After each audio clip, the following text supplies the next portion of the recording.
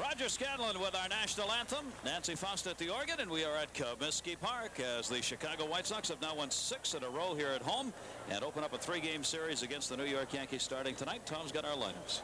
Thanks, Gary. First for the New York Yankees, managed by Dallas Green. Leading off at second base, Steve Sachs. Batting second, left fielder Luis Polonia.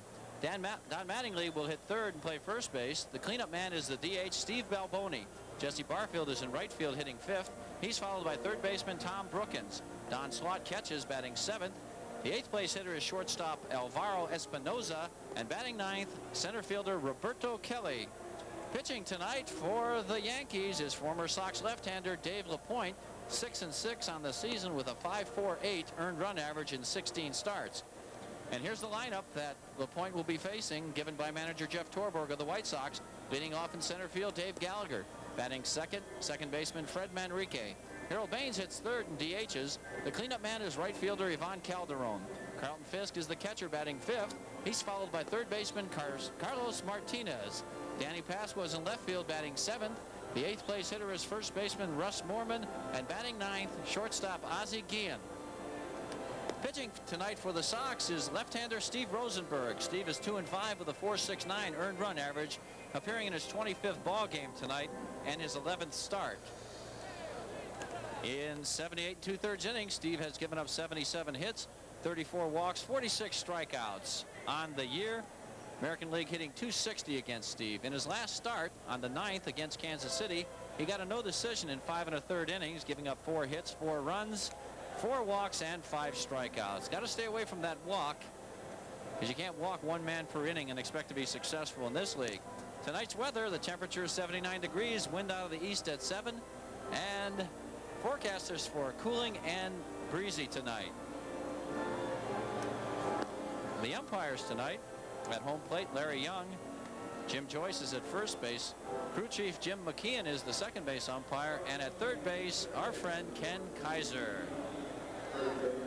Now look at Steve Rosenberg. Rosie, coming off a couple of not so impressive outings. The key for him is really to get ahead of these Yankee hitters and stay away from the top half of the lineup, because those are the guys that have really been doing most of the damage for the Yankees so far, with Steve Sachs, Polonia, and of course the great Don Mattingly hitting third. But with Sachs in the batter's box, here's Gary with the play-by-play. All right, as the White Sox will try and continue this 4-game win streak now. The Sox are 18-28 in games played here at Comiskey Park this season.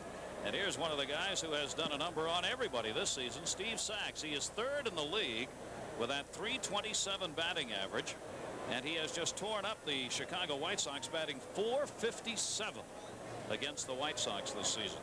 So he has done it all. He has come over from the Los Angeles Dodgers and now taken over the #1 spot, the leadoff spot in the order.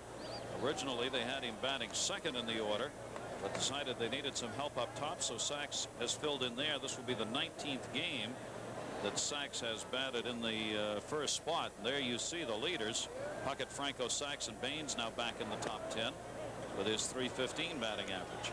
And Rosenberg falls behind here, 2 balls and no strikes. And with that, he will go to the back of the mound just to rethink the situation. Rosie has not had a win in the last 5 decisions, 0-3 and 2 no decision games in those starts.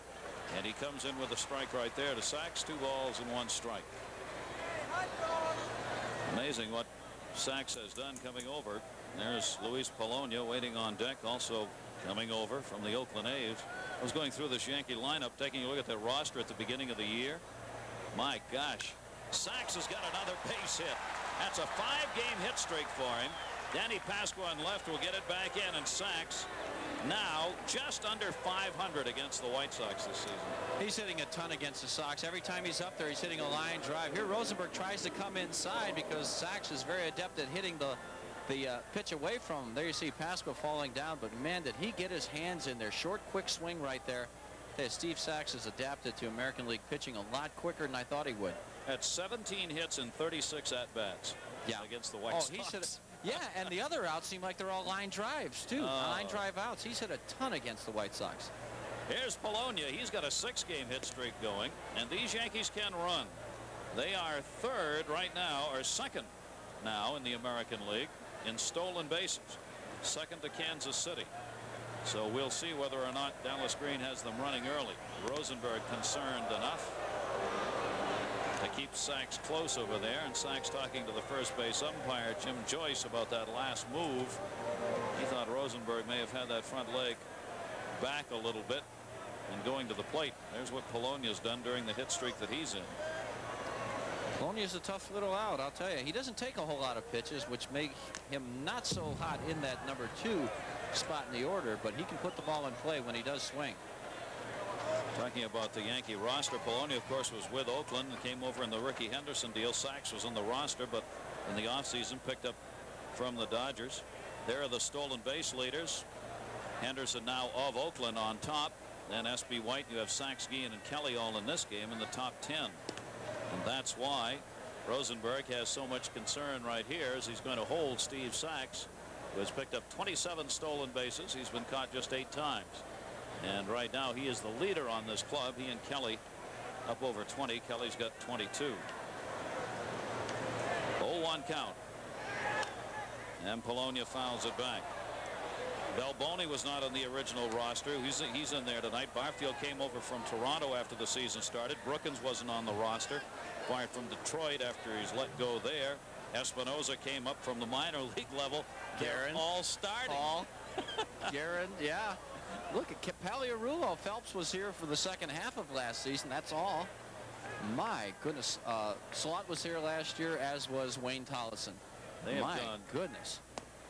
They have far more people who are new to the ball club than are old. And there's Kaiser at third saying that he did not go around. It is incredible, isn't it? Candelaria was here. He's DL'd. Carey, Davidson, Andy Hawkins is new. LaPointe's new. McCullers, Mohorsic just second half of last season. Clay Parker, Plunk. There are no about 20 out of 24 new guys. There are no Yankees. There are just guys who played somewhere else.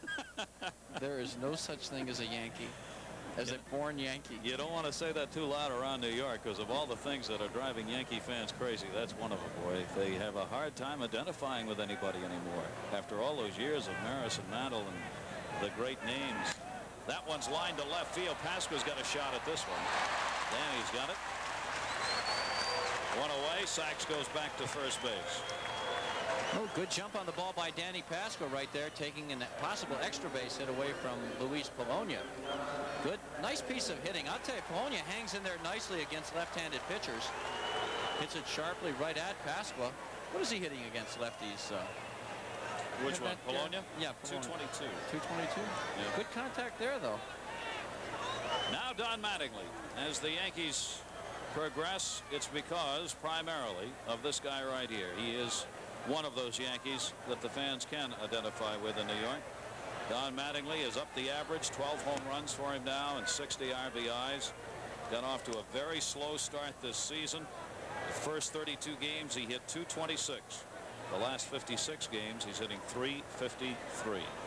He's back on. 322 with 4 homers and 27 RBIs against left-handed pitchers. They really bother him, don't they?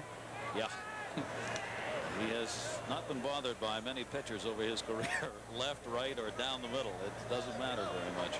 Well, he's right back on top of the plate. Watching him over the last couple of months, you see he's right on the plate right now. His swing, his stroke is so short right now, and that's back to the old Don Mattingly short, compact swing. Do not, and I say this emphatically, do not throw him anything inside unless you're going to hit him with the pitch, because he's liable to hit one at 9 miles.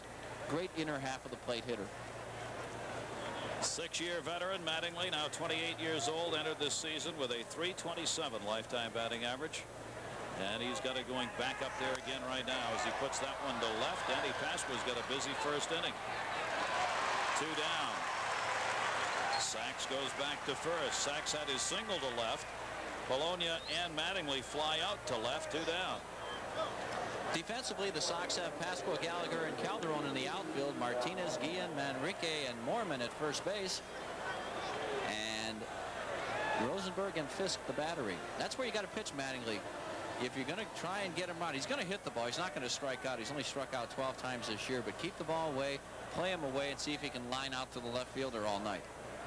And here's the guy who can put him out. He has done it against the White Sox this season. A couple of home runs for Balboni, who against the Sox is 5 for 18. 2 of those 5 hits a homer. And believing that Sachs might take off here with 2 down and trying to hold him in scoring position, Rosenberg continues to throw over to first base. Balboni acting as the DH in this game.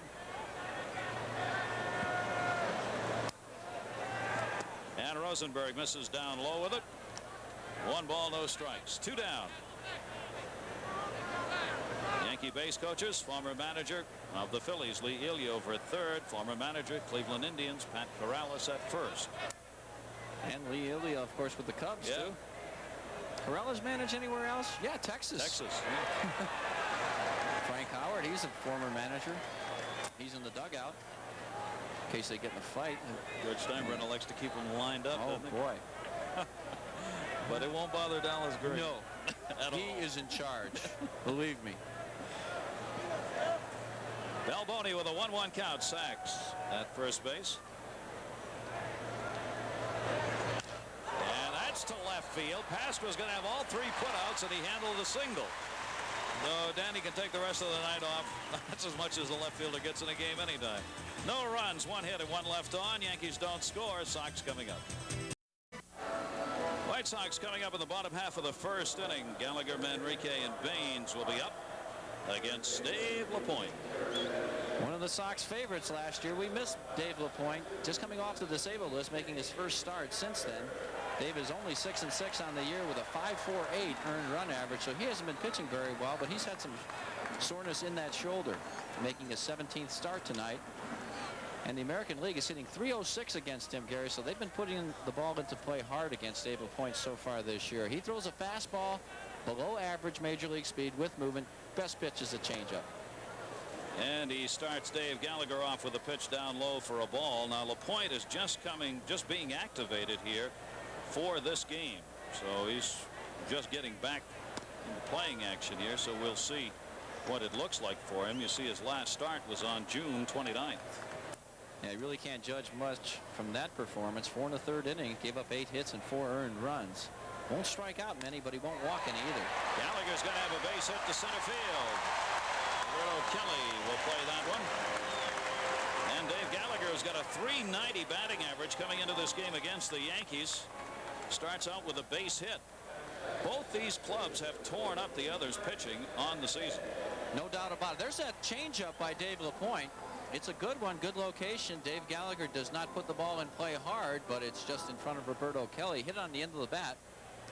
What the good concentration. You can't try and pull Dave LaPointe. To me, you got to get him way up in the batter's box, get on top of the plate, make him throw you the ball inside, because he's really not going to hurt you if he hits you with the pitch.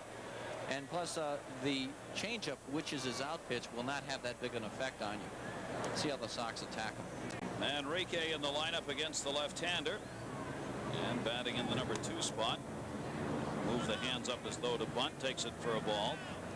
Manrique getting platoon time at second base with Steve Lyons, as they have been in and out of the lineups. And Fred Manrique, with that strong .302 batting average, has taken advantage of his opportunities this season and gotten a lot of playing time. 59th appearance. Was only in 39 games all of last season. And LaPointe's in with a strike. 1 ball and 1 strike. Gallagher on at first base. We're talking about how these teams have hit one another. Very little difference offensively. There's Baines on deck. The Sox are batting .301 against New York with 8 home runs. They have played 9 games. The Yankees have won 6. The Yankees are hitting .300 and have 11 home runs off Sox pitchers. So that's a lot of hitting. And that misses inside. 2-1. The ERA has been the problem for the White Sox because the Yankees are averaging 5.26 runs per game for Dallas Green's Yankees against the Chicago White Sox this season. There is the man in charge. Enrique takes it up high, and LaPointe's behind on the count now. 3 balls and 1 strike. There's Jeff Torborg with all his clothes on. I mean by that, all the good luck clothes. Oh, the 2 T-shirts and the baseball shirt and the rubber suit. He was looking a little thinner today. No wonder. That one's driven down the left field line. That is a fair ball. Into the corner. Over to get it. Polonia touched by a fan. It'll cost the White Sox a run for the moment. A fan touched it. Third base umpire Ken Kaiser right there and saw it. It's a ground rule double, and Manrique is not very happy because that just cost him a run batted in. Jeff Torborg can't be too happy either. There's another changeup. Manrique gets the head of the bat out and hits it just fair inside that line. Check out the fan. And the fan had an effect. Well, you know, that ball looked like it was going in the seats anyway, though, Gary, so it really didn't have an effect on it. Yep, it was going in the seats. It would have been a ground rule double whether touched or not. So don't kick them out, security. They can stay. So Baines with a great RBI opportunity, though. Harold takes the strike. Baines has had a great season against the Yankees. He's hitting .315 overall, which now is 10th in the American League against the Yankees. .343 and 3 home runs. And he's got a base hit in the gap to left center field. Gallagher will score. Manrique will score. Baines will stay with a single, and it's 2-0 Sox.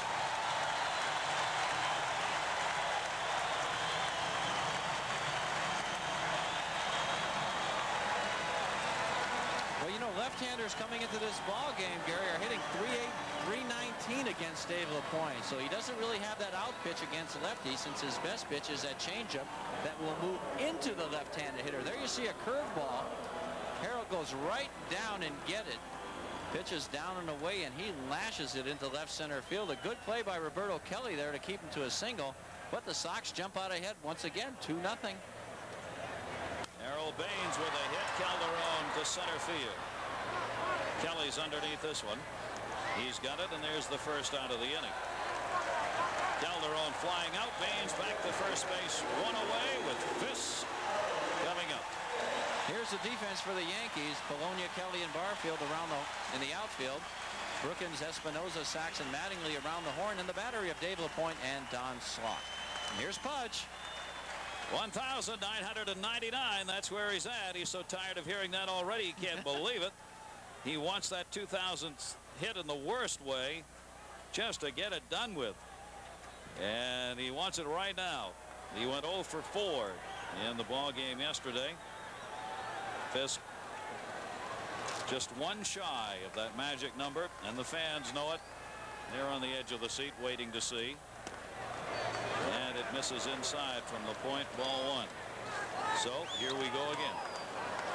The saga continues. Pudge took a bunch of tapes when he was hitting good in 83 and 85 to study what he was doing then as opposed to what he's doing now.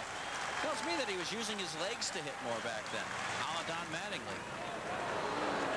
1 ball, 1 strike. And he was staying down more. You know, occasionally Pudge will get a little bit lax up there. He'll try and calm his swing down, his stride down, in order to keep from getting out there too quick. But sometimes he calms himself down a little bit too much and doesn't use his legs to hit. 1-1 to him. Misses inside. 2 balls and 1 strike. He'll have to be patient on LaPointe. The family is here again, waiting and hoping. Kids are going to be full grown before he gets to young Pudge. Young Pudge is going to need a haircut. I'm kidding. He's going to get it right here. 2-1 delivery to Fisk. 3 balls and 1 strike, and LaPointe not happy with that. He thought he'd caught the inside corner. Pudge will get one to hit here. The Sox have 2 runs in on 3 hits. Dave LaPointe used to make a living throwing a high fastball up and away to right-handed hitters and then turn over a changeup low and away. Pitches away, away, away, up and down. Pudge to third base, and that is a foul ball. He'll come back 3-2. Brookins behind the bag in foul territory, and Baines back to first.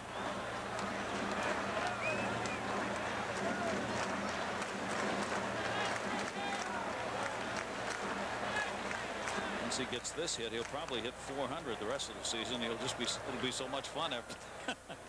Not that this isn't fun for him, but it does start to weigh on him a little bit. 3-2 count. Runner going up the middle, and there it is. Curtin Fisk gets his 2,000th hit He becomes the 173rd Major League player to do it.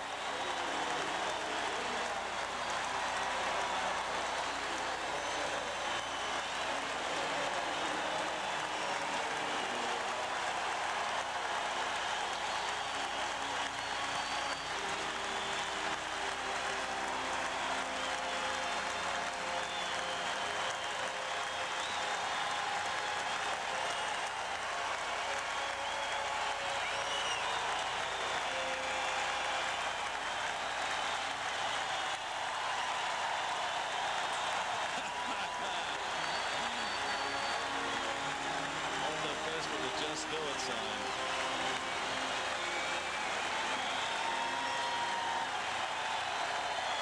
Well, he'll smile big now. He's got it out of the way. Now Carlos Martinez has got a hit. Yeah. Toughest at bat of his young career right here. Trying to follow this. Yeah, it's emotional. That's great. Martinez takes the pitch for a ball. So Carlton Fisk, there's the family being congratulated as they waited here yesterday for it to happen, and all 4 times came out of their seat. He didn't get it. Martinez has a base hit.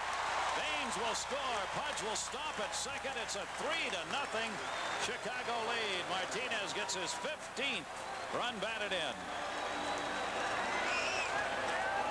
Oh my, the Sox are doing a number on Dave LaPointe so far. 3 runs on 5 hits already. Only 1 out.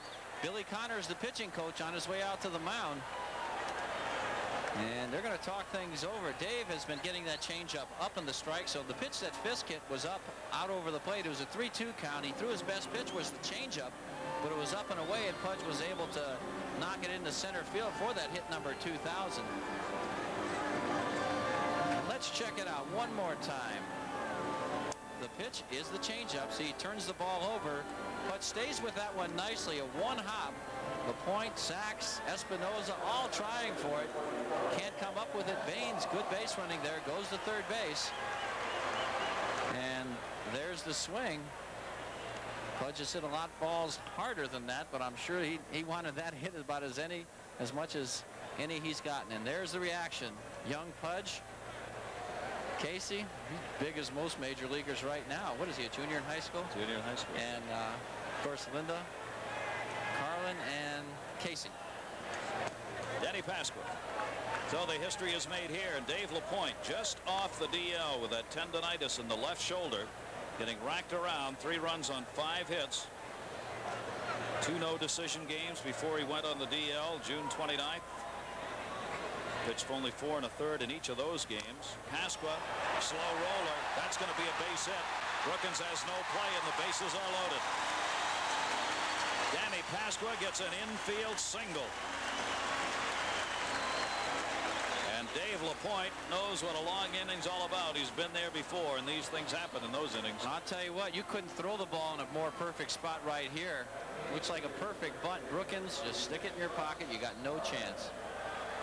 Good pitch there by LaPointe. He was down and away exactly where he wanted it, but sometimes you just can't do anything right. You know, a lot of times the pitches that LaPointe threw, you know, they could be just missed and hit to the outfield, although he's been up in the strike zone. A lot of times you scoot through innings like that, you can regain your composure, start throwing quality pitches, then you win the ball game. That hasn't happened yet for Dave LaPointe tonight. He's going to have to do some hurry-up scooting right here. Yep. He's in real trouble. Here's Mormon, bases loaded. And the pitch is taken for a ball down low. Well, the Yankees concerned about their starting rotation. They have had people in and out of this thing under Dallas Green now for the last month. The Columbus shuttle's been working. That's taken for a strike. In order to activate LaPointe today, they had to send down Bob Davidson. Davidson's contract was purchased on Tuesday, and that was when they sent down Dave Island, who'd been called up 2 days before that to pitch a couple of games. That one towards short, could be 2. That's the one he needed. Relay by Sachs. They got a double play. Mormon ends the inning hitting into the double play, but the Sox come up with the 3 runs on 6 hits, including Carlton Fisk's 2,000. And LaPointe leaves it trailing 3-0 after 1. Gonna move up into the starting rotation. First major league start. Be interesting to see how well he does as a starter. If he doesn't get too curveball crazy, I think he'll do very well. Here's Jesse Barfield against Rosenberg, and he takes the pitch for the strike. Barfield's got the hot stick in hand as he's got a 6-game hit streak. 7 hits his last 20 at-bats. Rosenberg's got a 3-0 lead to work with here in the 2nd inning. This is inside, 1 ball and 1 strike. Barfield, of course, coming over from the Toronto Blue Jays. Boy, that deal has not worked out the other way for this point. Well, to a certain extent it has, because what it did is gave that Junior Felix a chance to play every day. You know, he's got over 40 RBIs in the leadoff spot. Yep. So he looks like he's going to be an outstanding player in the future. But what you're referring to, though, is that Al Leiter. Has he pitched at all? That blister on his finger, I think he made 2 appearances, and that's been it. Barfield drills at the center. Dave Gallagher way back on the warning track of the wall, looking up. Goodbye, home run. Jesse Barfield to dead center field. Ooh, did he nail that? And the Yankees are on the board. It's 3-1. Oh my, did he hit this ball. Fastball right down the middle, and he hit it absolutely perfect. 16th home run, 45th RBI for Jesse. I won't pick any flowers for you, Jesse, after that one. He nailed this one. Watch it. Fastball. A little bit of an inside-out stroke because it was an inner half of the plate, and he drives this about 410 feet to dead central. No doubt about it. Didn't get very high off the ground. Well, there's Barfield with a homer. And Steve Rosenberg on the season now has given up a total of 6 home runs this season. That one's drilled to left field. Danny Paciorek has room on the warning track.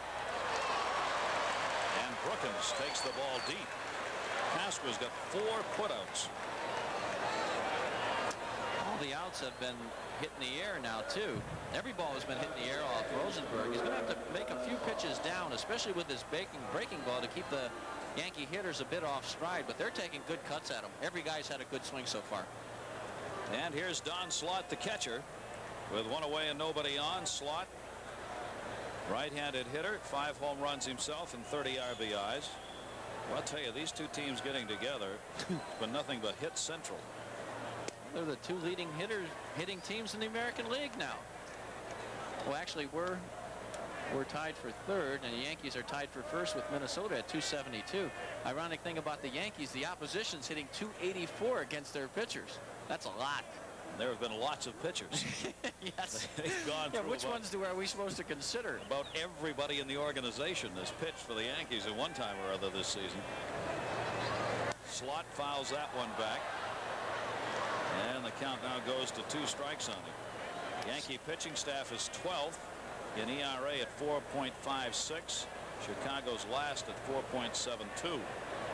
And that 284 batting average is the highest batting average against any American League staff.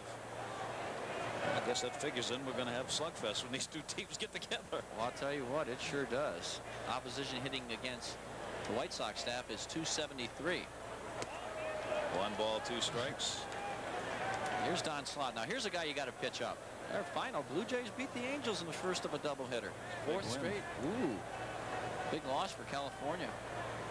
They're struggling since the All-Star break, the California Angels. In Baltimore, a reason for that. There's the Astros win we talked about. DeShays and Anderson combining on a 2-hitter. Oh my! As the Astros, the Mets not hitting the ball at all, 6-0, and the Astros are leading in the 2nd game, 6-0. 2-2 the count here on Slaught. 1 down, nobody on, and it's up high, 3-2. You talk about that California ball club for just a second, Gary.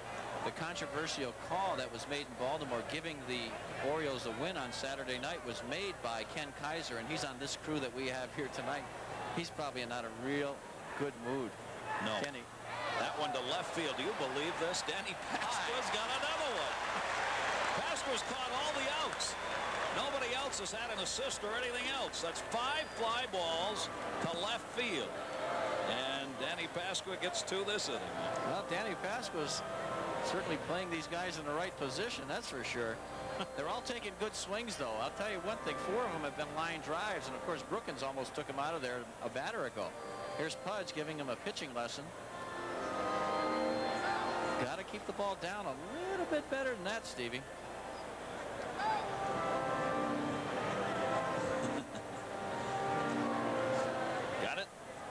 I think Pudge was telling him, yeah, I was looking for that pitch right there, and I hit it right up the middle where I wanted to.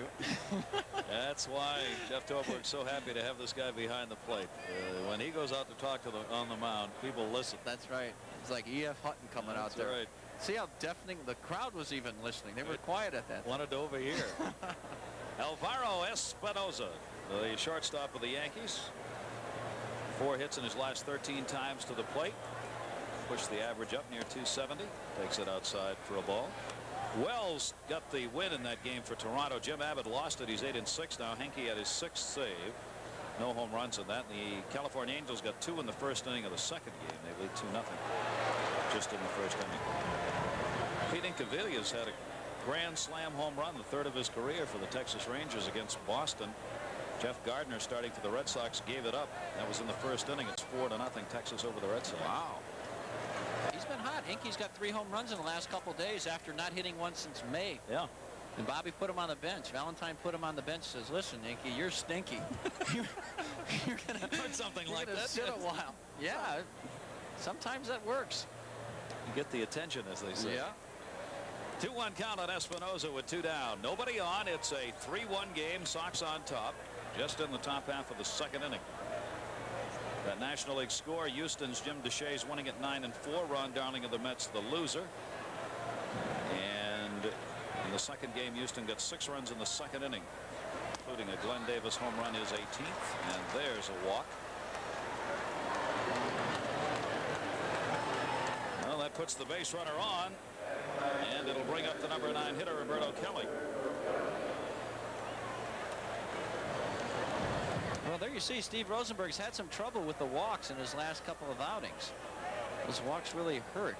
Last time out against Kansas City, he walked 4 guys in a little over 4 innings. So that always, you know, you're in that same total walks per innings pitched. I'll tell you what, that's a tough total. Other guys start hitting and you just lose ball games. And Kelly's going to take that pitch outside. Ball 1. Looking at the Yankees appendix to their press guide, it's longer than their press guide. There are more pages in this loose leaf thing than there are in the guide itself. It's incredible, yeah. And that's going to bring Sammy Ellis out to have a talk here with Steve Rosenberg. Rosenberg's looking to get back in the W column because it has been a while since Steve has had a win. His last victory was on June 12th against Cleveland. He lost 3 in a row to Boston, Milwaukee, and Texas. And then the last 2 outings against the Indians and Yankees, non-decision games. So it's been a long time for Rosenberg to get the W. Dallas Green. Dallas knows that his guys can put some points on the board. Big Frank Howard right there with his hat off. He knows that these guys can score. The only problem is they haven't been able to shut anybody down. Yep. Let's check out what the Yankees have been doing defensively. They're right in about the middle of the pack. Looks like they're about 8th in defense. So their pitchers have been giving up a lot of line drives. Tough to make plays behind that as well. Espinoza, not a big lead at first. He's only stolen 1 base this season. And he has been caught 3 times. So Espinoza has not been running a lot for Dallas Green. Roberto Kelly, strong average in that 9-hole, batting at .310. And he rifles this one to center field. Gallagher makes the catch on a sinking line drive. 1 run. That was the Barfield home run, the only hit of the inning with 1 left on. It's a 3-1 Sox lead. Hey, sports fans, you can catch all the day's scores and sports news without changing your dial at 10:30 p.m. Sports Nightly provides the latest scores and highlights from around the country. That's Sports Nightly tonight at 10:30, only on SportsChannel. Well, let's see if the Sox can continue to rock it here on Dave LaPointe as we go to the bottom half of the inning. White Sox sent 8 batters to the plate in that first inning before Mormon ended it on a bases loaded double play. Now Ozzie Guillen takes it down low. George Wendt from Cheers threw out the first pitch of the ball game tonight. He's going to be dropping by to see us here in the 3rd inning. He's appearing here in Chicago in bleacher bumps at the Organic Theater for a limited appearance as far as his performance in that play. We'll talk to him about that. It's gotten rave reviews even before he came on to take a role in that play. LaPointe 1-1. Ozzie Guillen with an 8-game hit streak. Got 2 guys in each of these lineups in that number 9 spot who are really delivering some hits. Ozzie wood chops that one. Right center field. Kelly had to go way back because he was way in. 1 away. Well, that pitch was about 1.5 feet over Ozzie's head. Thou shalt not pass. Look at the old axe handle on that. Oh boy. Dave Gallagher started the inning out for the Sox with a single and scored. One of the 3 runs for Dave Gallagher now. Not only that average still up there over the 290 mark, but Galley continues to lead this ball club in runs scored, his 54th crossing of the plate. And he takes LaPointe's delivery for a strike. After we get done talking about all the hitting these 2 teams do against one another, we'll probably see both pitchers settle in after the first. But somehow I don't think that's going to happen here tonight.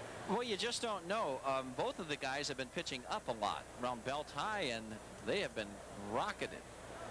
Rosenberg is fortunate to have only given up 1 run so far for the White Sox. Gallagher fouls that one off.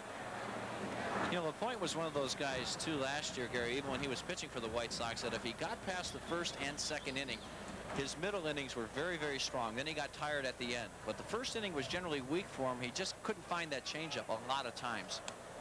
Obviously, I would think his pitch count is going to be very clearly monitored tonight because he hasn't pitched since the 29th. He had only 4 1/3 innings in 2 games before that. He's coming off tendonitis of the shoulder. This is his first appearance. You've got to believe he's going to be limited in the number of pitches he'll throw. And Gallagher got one that fish-tailed away that time. Turned that one over, and Gallagher's a strikeout victim, his first. Well, the thing that makes Dave LaPointe dangerous is the fact, see, he holds that ball way in the back of his hand, and he turns it over. Now, he can change the speed depending on how far he holds that in the back of his hand. That was a real good one. Had the screwball effect, down and away. That's where he wants to pitch. Manrique will take one down low. That's why I say get up in the batter's box, get in front of the plate, right on top of it, and take away that changeup from him. See what he's going to do then. The off-speed pitch is in for a strike, and it's 1-1. See, Dave LaPointe is not going to put a lot of Ks up.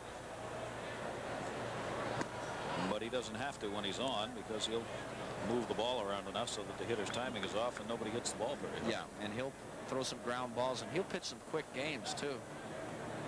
It's nice to hear, isn't it? It is, isn't it? 2 down, bases empty. Don't get many of those. Ooh. Swung on and missed again.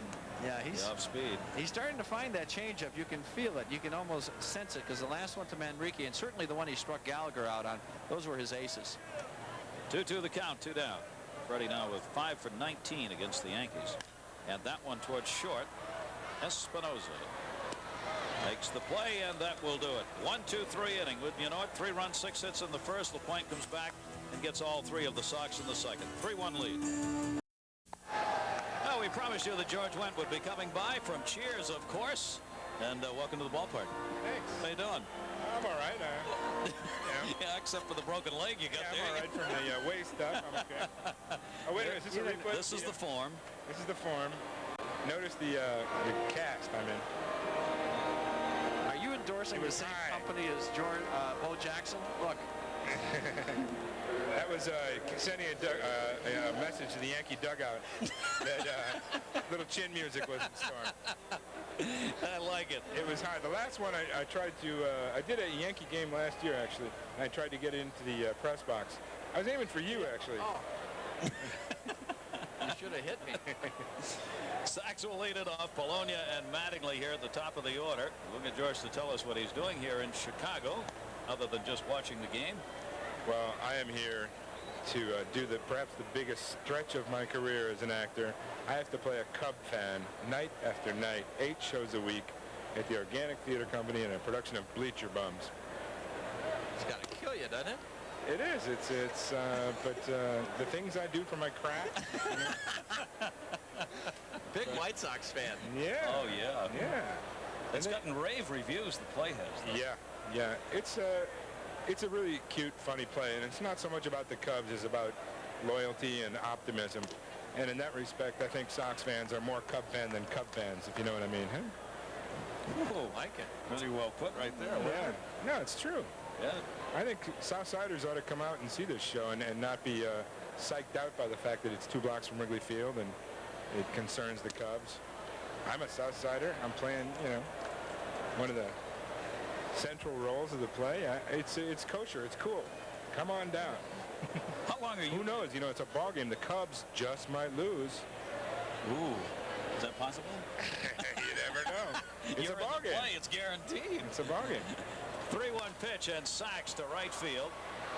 Calderon puts it away. Sachs, who had singled his first time up, becomes the first out of the 3rd inning. George, your limited appearance for your engagement in this play in Blues Right, Clubs. How long are you going to be in town? Well, I hope to spend most of the summer up here. Cheers is a prior commitment, and as soon as they call, I got to go back. But you know, with any luck, I'll be able to spend most of the summer into August anyway. Cheers still as much fun as when you started? Yeah. Wow. It's, you know, I mean, it's great writers, great cast. We sit around and laugh all day. I mean, it's one of the great jobs of all time. Love it. That one is fouled off. I can only think of 2 shows that have had that quality writing for those kind of series, and that's MASH and Cheers. Nothing that's even close. Yeah. I mean, I'm not going to, you know, say that, but I'll second it. Well, for the writers of it, it amazes me that writers are able to come up with that kind of material week after week after week. They're very clever to do those series shows like that and be successful. They really work hard. Good stuff. Polonia with a 1-strike count. 1 away. Sox are leading 3-1 here, and that's taken outside. How long does it take you to film a season's worth of Cheers? How many weeks is that? It's about 8 months. About 8 months. Right. Ooh. And then I usually try to look for other work, and this year I went to, well, first I went to Oakland to right as soon as we wrapped, I went up to Oakland and watched the Sox win 2 up there, and then I went to Russia to shoot a movie for the BBC called Oblomov, adaptation of a Russian novel. Then I came back and screwed up my knee and wound up in bleacher bums. Yeah, tell us about that. Line drive left center field. Danny Pasqua's not going to get that one. That one shoots the gap. Gallagher back to get it. Polonia on his way to second. It makes the big turn and will stop. As Manrique takes the relay throw, and Luis Polonia's got a 7-game hit streak as he doubles in the gap with 1 away here in the 3rd inning. Tell you, Luis Polonia can hit. This little guy, the pitch is up and out over the plate, and he drills it in the gap. He lined out his first time. Danny Pasqua having no chance in the gap. Stand-up double for Polonia. 11th double on the season. He's a tough out. They're not missing Ricky Henderson that much in this lineup. With Polonia hitting like that, and with Mattingly hitting the way he is, and an RBI chance. How come you got a cast on your leg, George? I tore some ligaments. It's a very painful memory, but we can relive it. I think the fans would rather hear about my knee than I do. Watch Mattingly hit. And watch Mattingly hit. Right, yeah. It was Pasqua had about 5 putouts prior to that, didn't he? Yeah. 5 at least. He had the first 5 outs of the game. Yeah. 1-0 count. He did it playing basketball, by the way, so we don't want to leave you hanging. Oh, right. All right. Back to my knee, right? Back to your knee. Mattingly, 1-0 count on him. Polonia's got that's why Rosenberg keeps looking back here. He's wondering about the knee story. Oh, no, maybe he's looking at Polonia. Okay. I thought you were giving the signs down there. Eye in the sky. There's what Mattingly's done with runners in scoring position, and that's nothing new for Don Mattingly, who has been one of the, over the past 6 seasons, one of the best clutch hitters in the game. He finished at .298 last year in those situations, and he wants a timeout right here. George, when you were a Sox fan growing up, what was the favorite team that you used to like to watch coming in? 27 Yankees? That was the Yankees because it was Mickey Mantle and Roger Maris, and I could think of a third one, I bet, if you gave me 20 minutes. But Yogi Berra. All right, Yogi Berra. No, you know, the Yankees were the guys to hate. Oh, no. Mattingly's got it to right field. Calderon with a chance. No, he lost it in the lights. Polonia fell down. Now he's rounding third. He will score. Mattingly at first, and it's a 3-2 Sox lead. Calderon had it lined up, and it almost conked him. It was was hit directly at him, but he just couldn't see it. Well, this is a typical Don Mattingly line drive, and you can see it's a breaking ball that hangs about belt high, and this is what's usually going to happen with Mattingly. He's going to hit it hard. Calderon's right there, but as you said, Gary, it's in the lights, and that's going to go as a one-base error. Surprisingly, Mattingly is at first base. Polonia, after hesitatingly, scores from second, and it's a 3-2 ball game. So Rosenberg could have, maybe should have had the second out of the inning right there, but instead Mattingly's on at first, and Balboni shoots it down to third. Martinez to second. Manrique, that's two. George Wendt, thank you very much. And thank you. Have a great time. All right. Great to have you. George Wendt from Cheers and in Bleacher Bums at the Organic Theater here in Chicago. We'll be back and check our scoreboard. Harold Baines leading it off for the Sox in the third inning, 3-2. The lead cut now to 1 run by the Yankees. Baines with 2 RBIs in the first inning. Takes that pitch down low for a ball. Harold Baines delivering the big 2 RBI single. And only a good outfield play kept it from being an extra base hit. Dave LaPointe retired the side in order then in the second. And the fans have been out here the last couple of days with the Harold Baines banners and signs. Pops that one up behind the plate slot.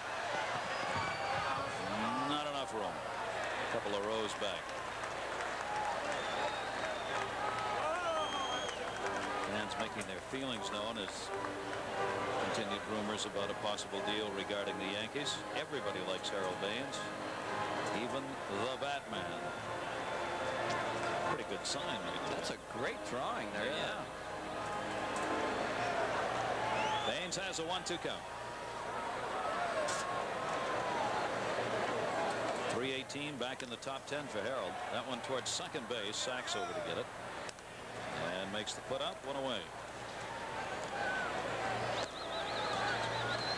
Steve Sachs not only good at the plate, but with that glove covering second. He and Randolph in that deal with the Los Angeles Dodgers, it's been for both ball clubs. I'll take Sachs. Oh, yeah, it takes Sachs.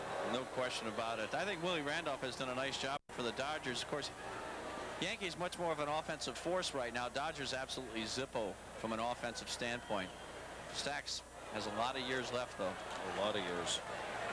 Very talented ball player. Calderon flied out his first time up. He's batting .333 against the New York Yankees this season. And Yvonne takes the pitch inside. Calderon .339 off left-handers, and he's picked up 3 of his home runs against the lefties. We'll bring you up to date on our scoreboard that we promised you at the top half of the 4th inning. Dave LaPointe got ready to go in a hurry here. That one fouled back. And he's ahead on the count, a ball and 2 strikes. This is the start of a long and important road trip, because they all are in the second half in particular. In that race the Yankees are in the Eastern Division. They've got 10 games on the road, starting with this ball game here tonight. Calderon takes it up high. They'll go to Texas and play 4 after this series of 3, and then move on to Cleveland for a 3-game series. The Yankees on the road this season are 21-23. Well, that's not bad. They're just a little worse than what they've been playing at home. A couple games over 500. Ooh, there's that good changeup again. LaPointe's really getting in a groove now. That's his second strikeout. 2 down. I'll tell you what, he is very tough when he gets in that groove. There you see that changeup. He just holds it in the back of his hand like that. It's not really the circle change that Viola and some of the other guys throw. And there's a nice round of applause for the Pudge man. Got it over with. His 2000th base hit. A single up the middle in the first inning. He's the 12th active player now with 2,000 career hits. And the 7th catcher ever to have 2,000 hits. And Pudge takes that pitch for a strike from LaPointe. 2 down here with the bases empty. Carlton Fisk joins Bill Buckner, Jim Rice, Dave Winfield, George Brett, Robin Yount, Dave Parker, Keith Hernandez, Dwight Evans, Darrell Evans, Ken Griffey, and Eddie Murray of active players with 2,000 hits. But remember, there have only been 173 ever. And that's not many. You consider everybody who's ever played Major League Baseball. Yeah, and would you say 12 catchers? 7. 7 catchers. Whoa. 7 catchers, yeah. Ted Simmons, Joe Torre, Jim O'Rourke, Fred Tenney, Yogi Berra, and Johnny Bench. Pudge reaching for that one, cut off by Brookins. His throw, and Mattingly is able to haul it in. And that's 7 in a row now that LaPointe has retired since giving up 3 runs on 6 hits in that first inning. Sox lead it 3-2. These are not the old-timers. Roberto Kelly flying out to center his first time up. Kelly, Sachs, and Polonia. Number 9 hitter takes the breaking ball for a strike. I was talking to John Stearns, the bullpen coach for the Yankees, before the game, and they think that this guy Roberto Kelly is going to be some kind of ball player. He's become a pretty good breaking ball hitter right now. Takes the ball outside, but early on it looked like he was just a dead fastball hitter. You can get him out with just spin the ball, but right now he has adapted and he has become some kind of stud number 9 hitter. Sure, he's probably the best in baseball. Going to find many of his talent down there. He can whip the bat. He's got speed. Can deliver you a little bit of power. I don't think he's going to be hitting there too many years. No. This might be it. I think that's a good move though by Dallas Green to keep him in that 9 spot, to kind of keep the pressure off him until he matures just a little bit mentally. You know, he's got the physical tools certainly. Comebacker Rosenberg knows he's got to hurry it and does to Mormon. Steve Rosenberg gets the out. Kelly's retired. He's 0 for 2, and there's 1 away here in the 5th. That was a good pitch by Rosenberg. He turned over that breaking ball right there, the screwball, and got him a dangerous Roberto Kelly. Keep this guy off the base. There you see the excellent pitch down and away. Perfect location, great arm speed. Just a great all-around pitch by Rosenberg. 1 out. Top of the order, and Steve Sachs up against Rosenberg, who has walked 1, struck out none.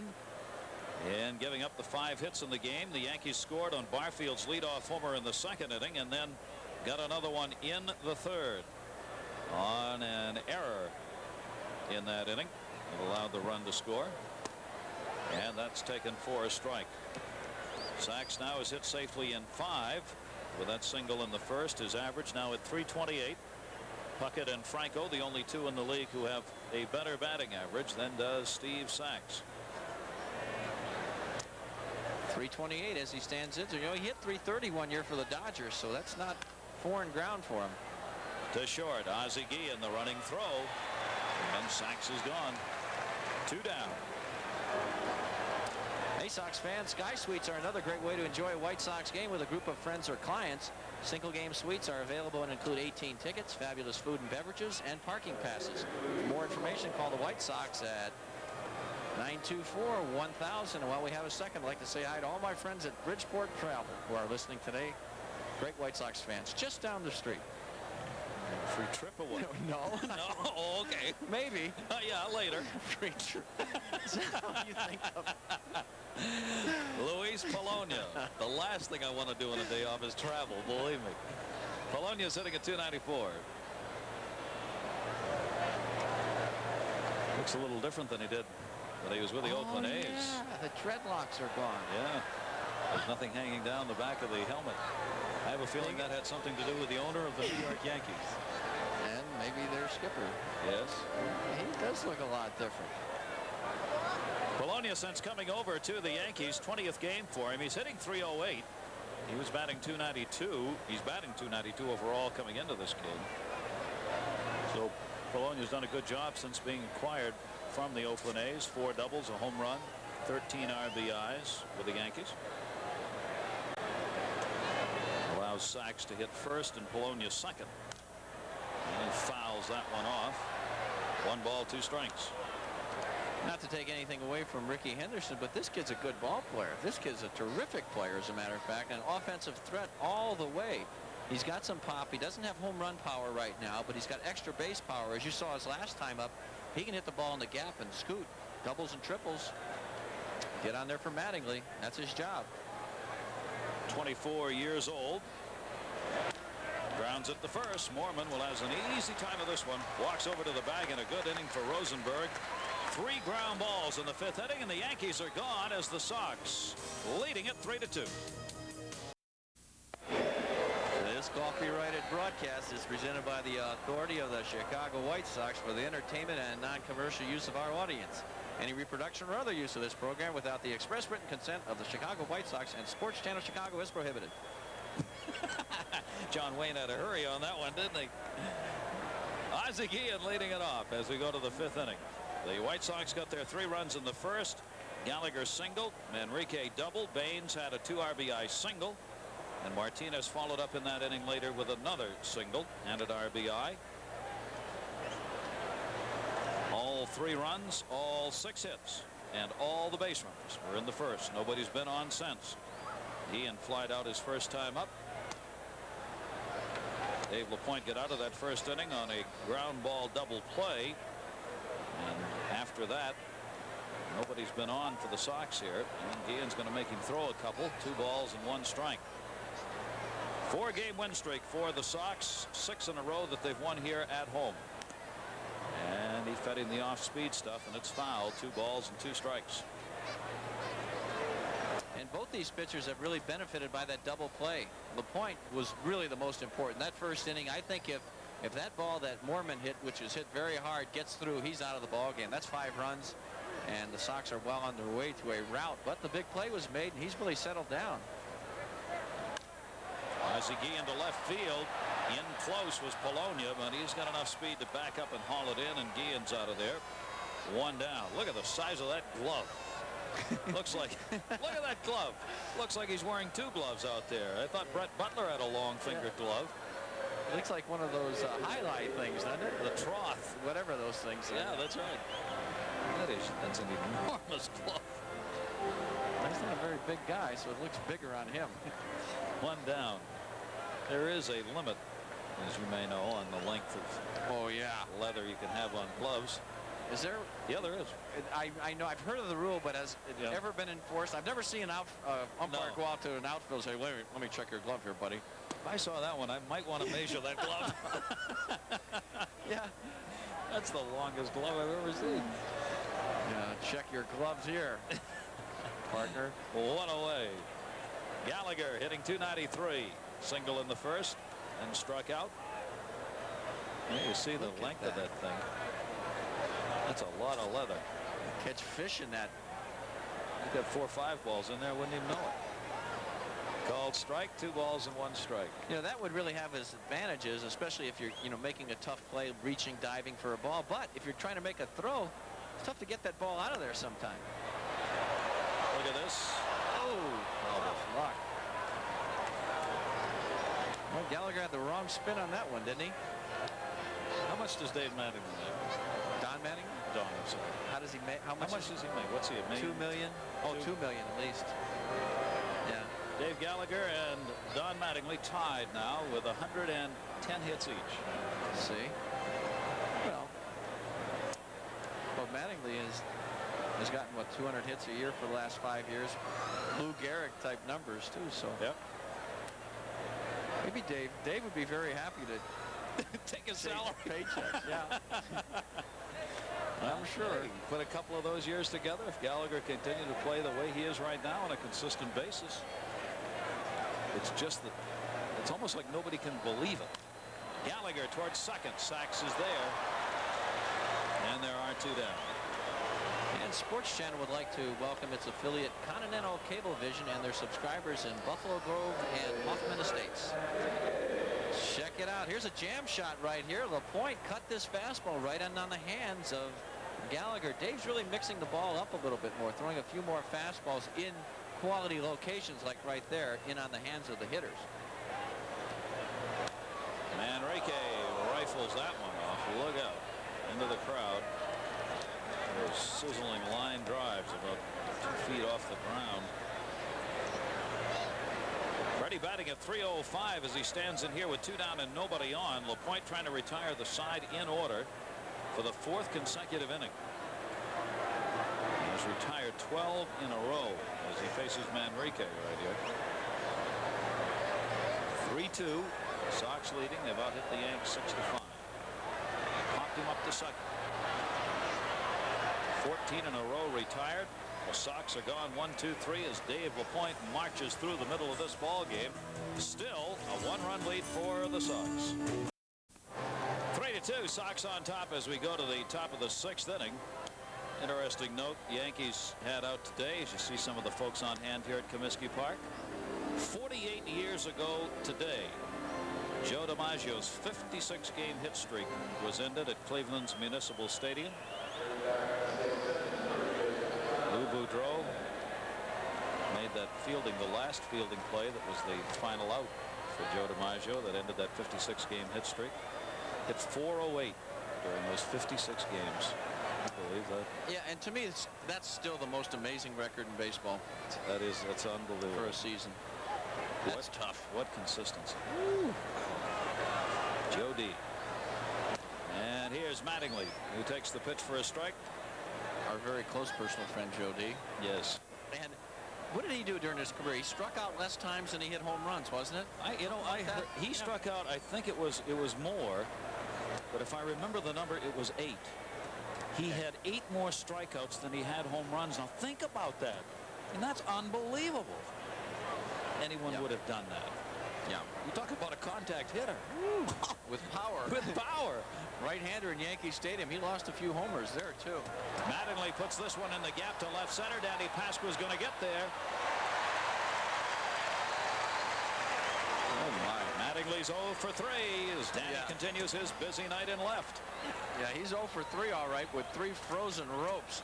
I'll tell you, that guy can really hit. When he is in a groove as he is right now, it really doesn't matter. He's just going to hit the ball hard 4 times. Sometimes he's going to go 4 for 4, sometimes 3 for 4, sometimes 0 for 4.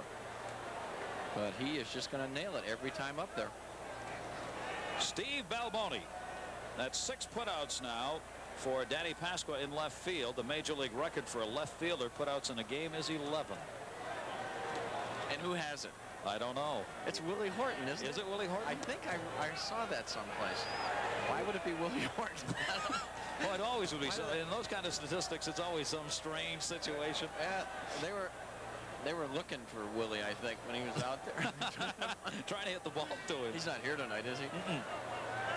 He will be tomorrow. Balboni takes it down low. The 32-year-old designated hitter. Hit into a double play his last time up, flied to left, of course, his first time up.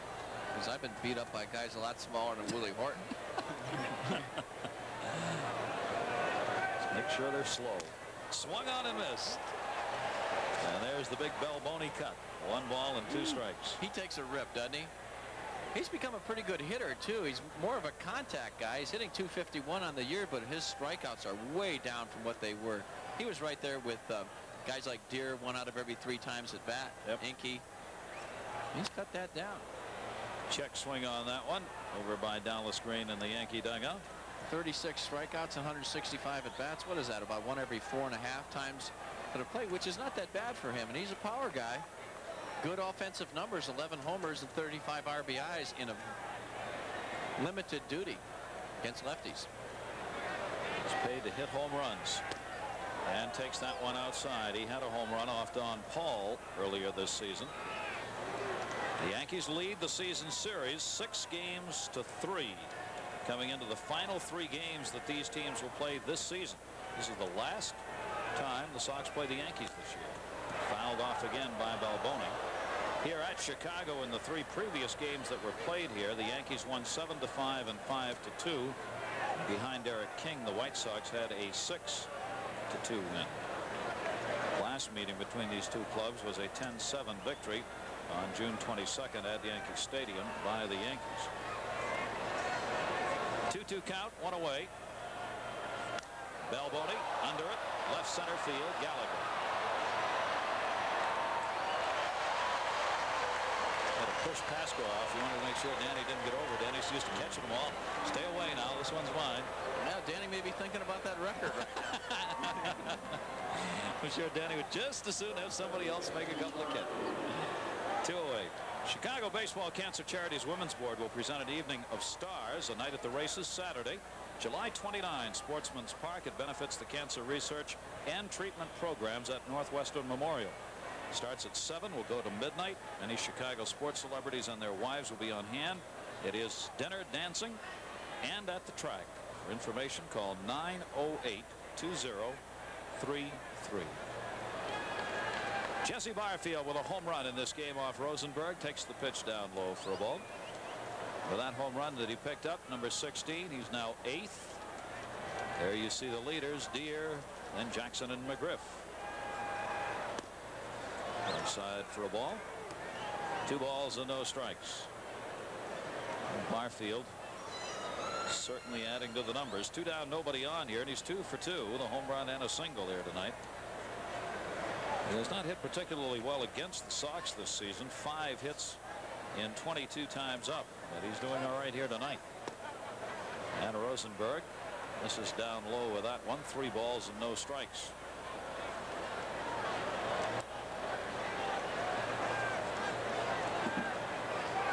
Jesse Barfield solidifying the outfield with Polonia, Kelly, and Barfield now the outfield for the Yankees. And Rosenberg misses and walks him on 4 straight. 2 walks for Rosenberg, and Barfield's on for the 3rd time. And not what Rosenberg had in mind. And Sammy Ellis on the phone here as we are in the 6th inning.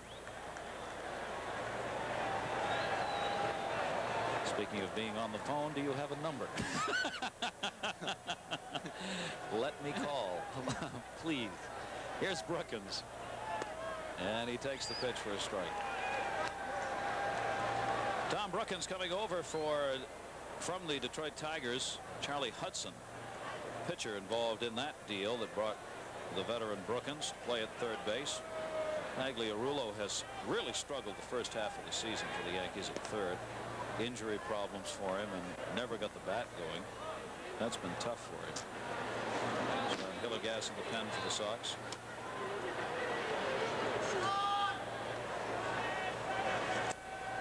Oh, 1 delivery is grounded to 3rd foul. Martinez diving for it, but it was in foul territory. Beautiful night here at Comiskey Park, and there's the big moon. The celebrations going on here for the first lunar landing of the U.S. all this month. Where were you? I wasn't up there. You were there? I was in Bakersfield, California. I was in Orono, Maine. Remember? Yes, I remember it well.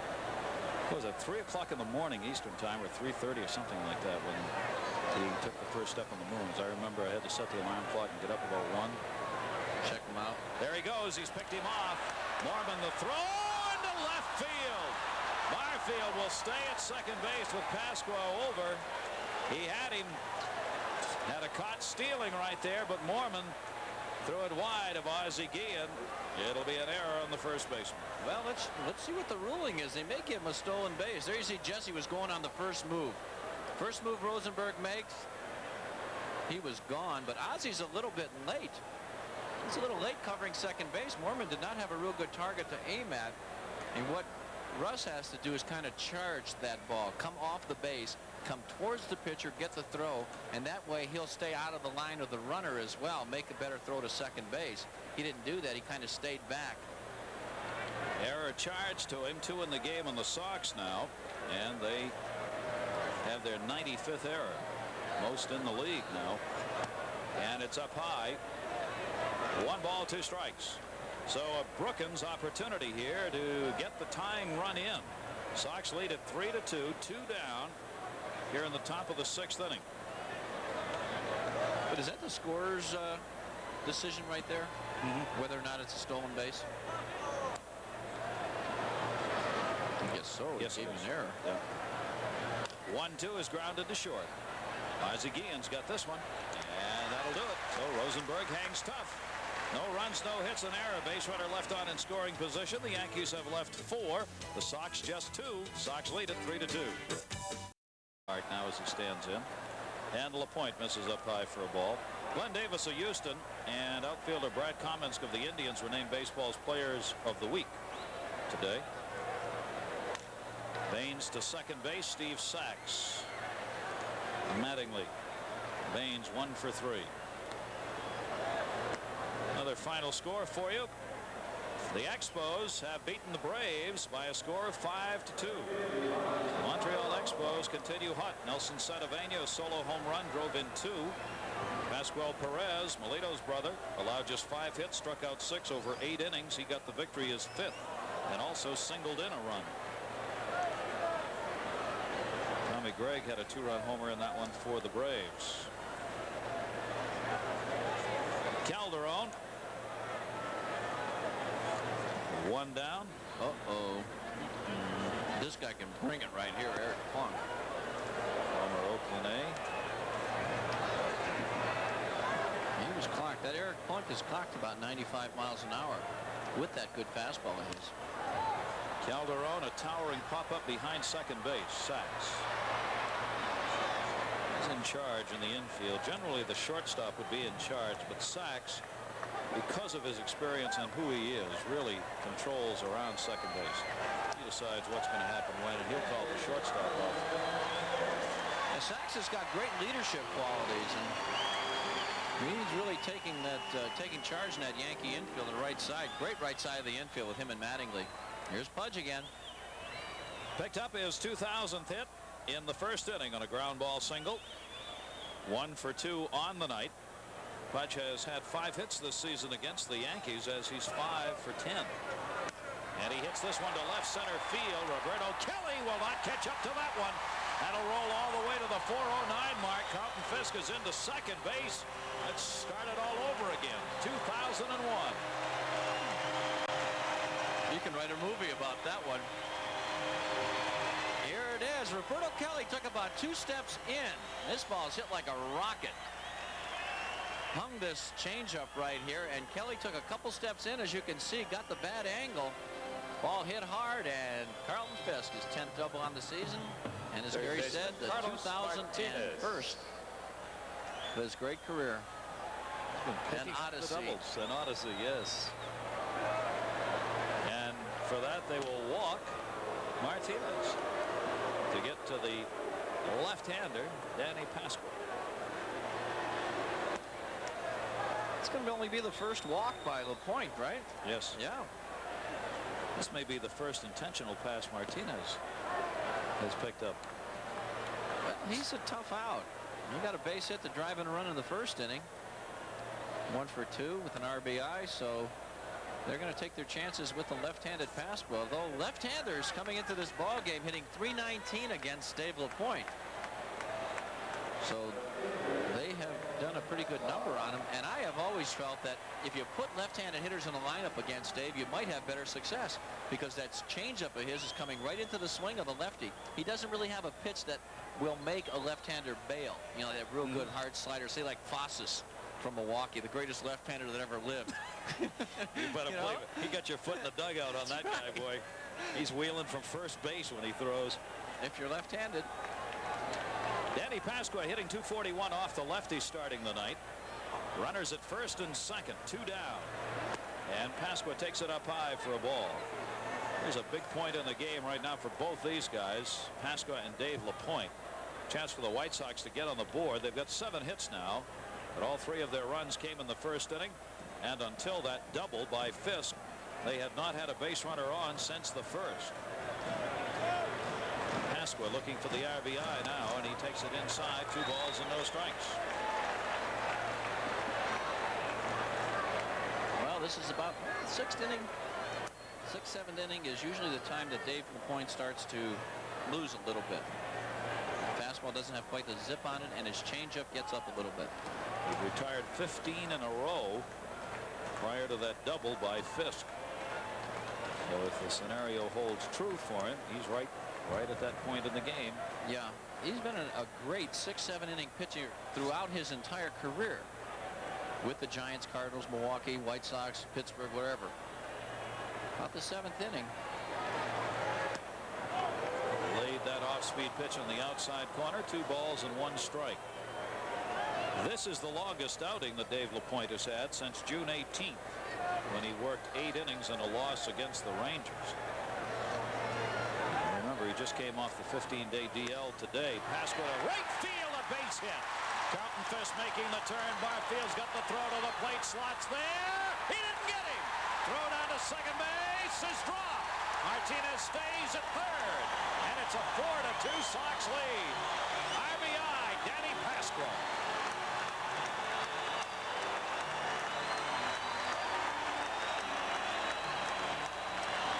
Well, as we were talking about, left-handers have had a lot of success against Dave LaPointe because of the fact that he can't come down and away on a tough left-handed hitter like Pasqua. Check out the pitch. It's a fastball pretty much right down the middle, and Danny finds the hole between Mattingly and Sachs. And watch this throw by Barfield. If it's anywhere near the plate, he's going to get Fisk, but it's up the line, and Slot can't get him, and a great slide by Carlton Fisk. He did the boogaloo coming around there, didn't he? Look at him. All the way in the air, just misses him. Good call by the umpire. Slot had no argument either. Another intentional walk. Remember, this was set up with the intentional pass to Martinez to get to Danny Pasqua. Danny delivers the RBI single, and now with the left-hander Guillen waiting on deck, Russ Moorman is going to draw an intentional pass to load the bases. So both walks given up by LaPointe have been of the intentional variety. And there's ball 4, so the bases are loaded for Guillen. And there's Dallas Green concerned now. 4-2 Sox leading, and LaPointe 8 hits off him along with the 4 runs. Jesse Barfield, by the way, that play to the plate, that's the leading assist man in the American League in the outfield. He's got 16 assists this season. So Fisk was trying to score on one of the tough arms in right field. Yeah, the throw being just up the line really allowed Carlton to get around that tag by Slot. If that's on the plate, we may have seen a pretty good collision. How about those games Slot was playing against the Red Sox over the weekend at Fenway? My goodness, every other inning he was getting knocked down. Yeah, everything was at the plate. Yeah. Guillen went after it. Strike 1. Ken Kaiser at third didn't need to help on that one. The home plate umpire Larry Young decided. 0-1 count. Guillen hitting at .253. A couple of fly ball outs here in this game. He's got an 8-game hit streak, and he has been hot. 15 hits in his last 31 at-bats. Bases loaded for him, and he's behind on the count. 2 strikes. 1 run in.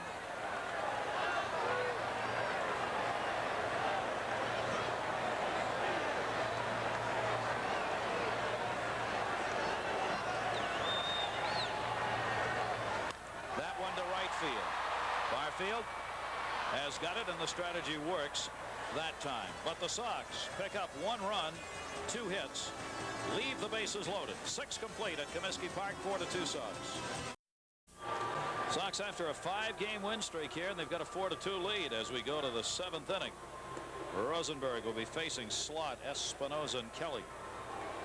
A couple of notes today in baseball. The Angels had Kirk McCaskill sent back home yesterday to examine an elbow that's been bothering him, his pitching elbow. They said at the hospital determined it was just a tired arm, was the word, and that he will miss his next start. So obviously they diagnosed nothing, but McCaskill's not going to be in there. Our guy Jay Aldridge, who pitched for the Brewers yesterday, got sent down today. Tom Filer got called up. Where'd he go? To the Green Bay Packers? That's the Filer. He's the guy. Boy, he has spent some time in the minor leagues. He has. Aldridge back down to Denver. He'll have trouble breathing there. That one is fouled off the right field line. Strike 1. There's enough air up there for big man. I'll take him. That average weight of the Brewers went down considerably. The front line's not so big that front anymore. line is not. Have to do with those Colorado Buffalo up there. Don Slot, who's hitting .280 against Rosenberg, who's gone the distance for the Sox, looking for his 3rd win, and Slot fouls it back.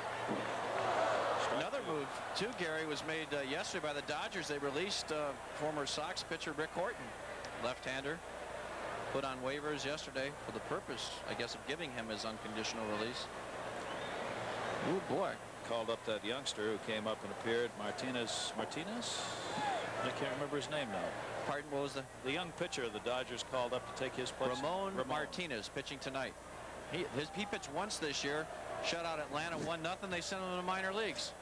Didn't have any place for him on the roster.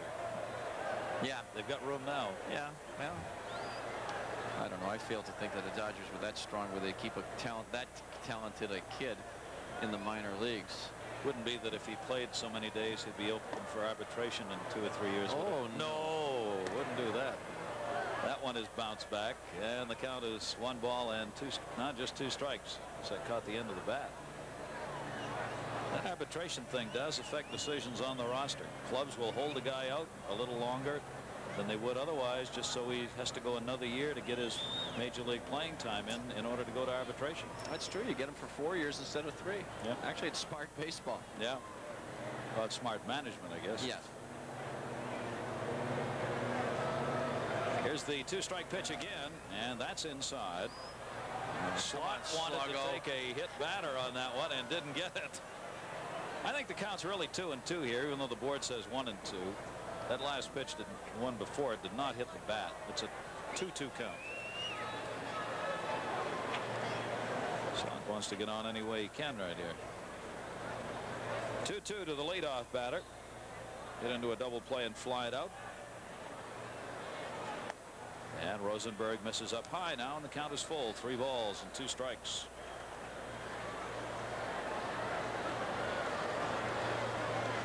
White Sox joined the ranks of those signing football players today. 3-2 pitch. Rosenberg got it in the strike zone. Gallagher's got it in the glove. Slot's retired, 1 away. Larry Himes, the GM of the White Sox. The announcement, there he is right there on the right. Announcement today, the Sox have signed Hartley Dykes, a first-round pick of the New England Patriots. 6'4", he's a left-hander. He'll work out with Sarasota. He was the 54th selection in the '88 amateur draft in June. And obviously, he is a football player, and he's been having trouble negotiating with the New England Patriots. So they signed him. Beef up our line a little bit. Bo Jackson, Deion Sanders, Bobby Joe Edmonds, and now Dykes, the 4th, trying to go both ways with it. And that's a strike on the outside corner. Yeah, Bobby Joe Edmonds, pretty good football player too, for the Seattle Seahawks, right? He's the guy that runs back, kicks. That's him. Wide receiver. He's a good one. I don't know how well he can hit. Or fouled off by Espinoza. Dykes had not been playing a lot of baseball. He last played as a junior at Oklahoma State. It's been a couple years for him since he played. So that'll be interesting. Keep the name in mind. Hartley Dykes. It's Hartley Dykes, actually, but he's referred to as Hartley Dykes. 2-strike count on Espinoza, the shortstop, hitting .267, and the breaking ball is fouled off. And the 4th in a series of 6 Coca-Cola Chi Sox luncheons will take place on Tuesday, the 18th of July. That's tomorrow at Ditka, starting at 11:30 a.m. This luncheon will feature Harold Baines and Ozzie Guillen, and yours truly will be there. Co-sponsored by the Chicago Sun-Times. Call the White Sox for 924-1000 because there's our seats available, I'm sure. Can I just follow you there tonight? Wait with please. You. 2-strike pitches up high, 1 ball and 2 strikes. Am I glad that's the last time we're saying that? We've had more fun with that than well, I've had more fun with it. You had a lot of fun. Had a lot of fun with that. Rosenberg, 1-2 delivery, and Espinoza puts it to center field. Dave Gallagher is there. He's got it. And Rosenberg's got 2 away here in the 7th inning. Good pitch there by Rosie. Turned that screwball over just enough for Espinoza. Get that front foot out. Get the bat way out in front, that is, and hit it on the end right to Dave Gallagher. So there's 2 outs. You know, I keep looking back at that 4th inning where Martinez made that great play. You know, Rosenberg may not have lasted this long had Carlos not come up with the big play. Turn 2, got him out of that inning, and he's been rolling since then. Absolutely. He may have been out, as you said before, right there in that inning. Rosenberg with 2 down, and the number 9 hitter Roberto Kelly, who's 0 for 2, started the night hitting .407 against the Sox with 1 home run. These teams really, as we said, have mashed one another at the plate, but the pitchers, LaPointe and Rosenberg, in this game after a couple of shaky innings of getting it under control. 8 hits for the Sox, 5 for New York. Jeff Torborg's team looking for win number 5 in a row here, and their 37th of the season. The Yankees 6 games out, won against Kansas City 10-1 in their ball game yesterday. Had a 3-2 homestand, and now start a 10-game road trip. It just looks good in all those clothes, doesn't he? Slimmer, swung on and foul back. What did you say he's wearing now? He's got on a rubber jacket. No, wait, underneath. First, okay. See, that long baseball jersey is from the California Angels when he was there. I mean, there's nothing left except sleeves. Okay. There's nothing left on that thing underneath. And then he's got a T-shirt given to him by one of the security guards in the bullpen, police department, Chicago Police Department, and then a rubber jacket on top of those two. That's what's sticking up above the white there around the neck. Perfect for an 80-degree night. Yes, which is what he said, but he said, I'm not taking it off. I'm not superstitious. Yeah. 2 balls, 2 strikes. We haven't showed you the other one yet. We'll try and get a shot here. There's also a baseball being used between innings. It's being thrown around the infield by Russ Morman, and it's a colored baseball that they're using. It's their victory streak ball for between innings. We'll get a shot of that, show it to you. And he got him, and he knew it. Kelly is called out on strikes. That is the first strikeout for Rosenberg in the game. He sets the Yankees down in order. 7th inning stretch time at Comiskey Park. Back here live at Comiskey Park, a new pitcher now as Eric Plunk is on. He's a fastball pitcher, fastball curveball. Eric Plunk, 4-1, 1.81 ERA on the year in 31 ball games. He's got great stuff. 1 save, 44 2/3 innings. Look at this, only 27 hits. He can walk you though, and strike you out as well. 39 strikeouts. We'll face the leadoff batter, Dave Gallagher, here to start it out. Plunk, 25 years old. Against Galley, who's 1 for 3. Single in the first inning and scored one of the 4 runs. 3 of those came in the first. And that's taken for a strike. With a right-hander on now, Steve Lyons has come out on deck to pinch hit for Manrique here in the 7th inning.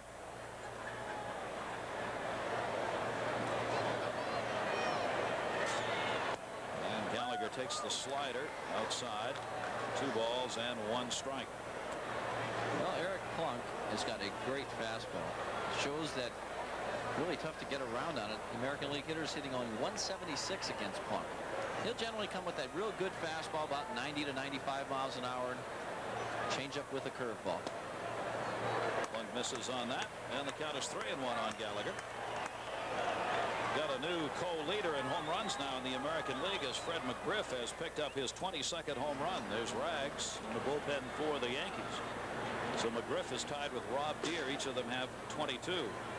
McGriff's got the bat booming, and he's doing it in the Sky Dome. Where they said the ball was not carrying over though. Gallagher's got a leadoff walk.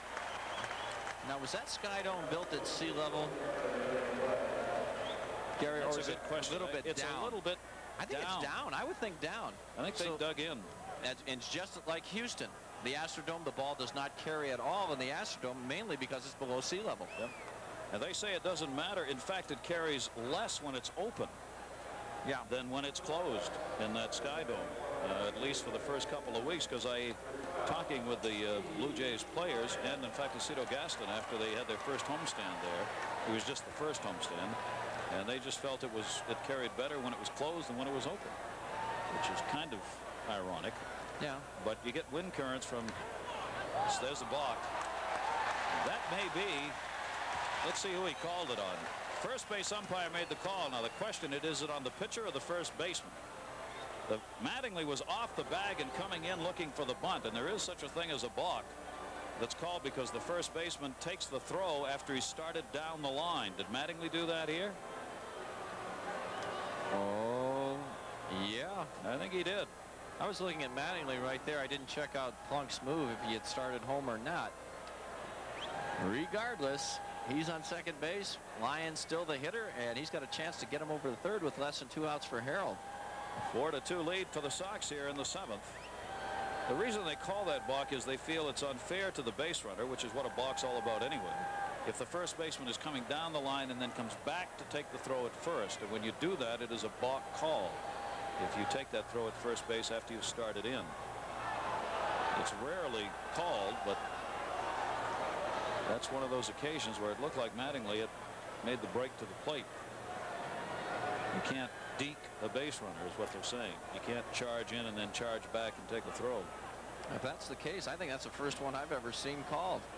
Had a number of those in '86 against Mattingly's charging in here. Keith Hernandez and Whitey Herzog get into a spitting contest all of 1 year about that because Hernandez was coming down the line to play bunts and then backing up to take the throw, and Herzog pointed the rule out to the umpires and they had to call it. And all year long when St. Louis and the Mets played, they went back and forth on that rule, and it was called about 4 times against Hernandez for doing that. Usually unless somebody points it out, you won't call it. That's Whitey. He's the guy that started that balk call a couple of years ago. Steve Lyons.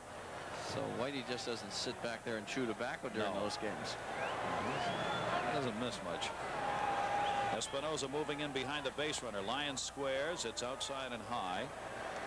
Mattingly's another one of these guys who can make this big play right here. His charge is straight down and over. He'll try and pick that ball up and make the play to third base. He'll get in front of the pitcher, in fact. He's in and over. If you're going to bunt by him, you got to bunt right down the line at first base in order to get it by him. And make him backhand the ball, too. Lyons isn't bunting. Barfield in right. Tagging up at second is Gallagher. Barfield comes in on the ball, and with that arm, Gallagher's going nowhere. That's why he's got 16 assists leading the league in right. Gallagher just smiles at Sachs and says, no, I wasn't going. Tell you what, that ball's hit pretty deep. Lyons actually did a pretty good job of pulling the ball, but now the wind is coming into play right here. There's Jesse. He didn't really get that ball in good, strong throwing position because he caught it over his left shoulder, but when you got a gun like that, you don't have to. Looked like the ball came back on him. He was moving forward, which is the one positive thing that the outfielders have to do. They want to move as much forward as possible, get that momentum going so it's an easier throw. Harold's not going to hit. We'll take the bat out of Bain's hand right here. This is the third intentional walk of this game directed by Dallas Green, the Yankee skipper. One of them backfired as Danny Pasqua came up after Martinez drew the intentional pass in the 6th inning, and Pasqua delivered an RBI single. It did work when they walked Mormon to load the bases and Guillen flied out to end that 6th inning. Now we'll see what happens here with Baines taking the walk for Calderon. In Philadelphia's 4-1 win over Cincinnati, Ken Howell won it over Ron Robinson. Roger McDowell had to save his 9th, no home runs in that game. Detroit beating Oakland by a score of 2-1. Mike Henneman over Gene Nelson. Chet Lemon's run scoring single, 1 out, bottom of the 9th, scoring Lou Whitaker. That was the winning run for the Tigers. Well, how about that? The Tigers in last place in the East, making it tough on the Western Division. Oakland, which is definitely a team to contend with, and the Sox kind of making things tough in the East. They'll have more chance to do that here. They got 3 games against the Yankees and then 3 games against Boston over the weekend at Fenway Park. Calderon 2 on, and Yvonne takes it up high, ball 1.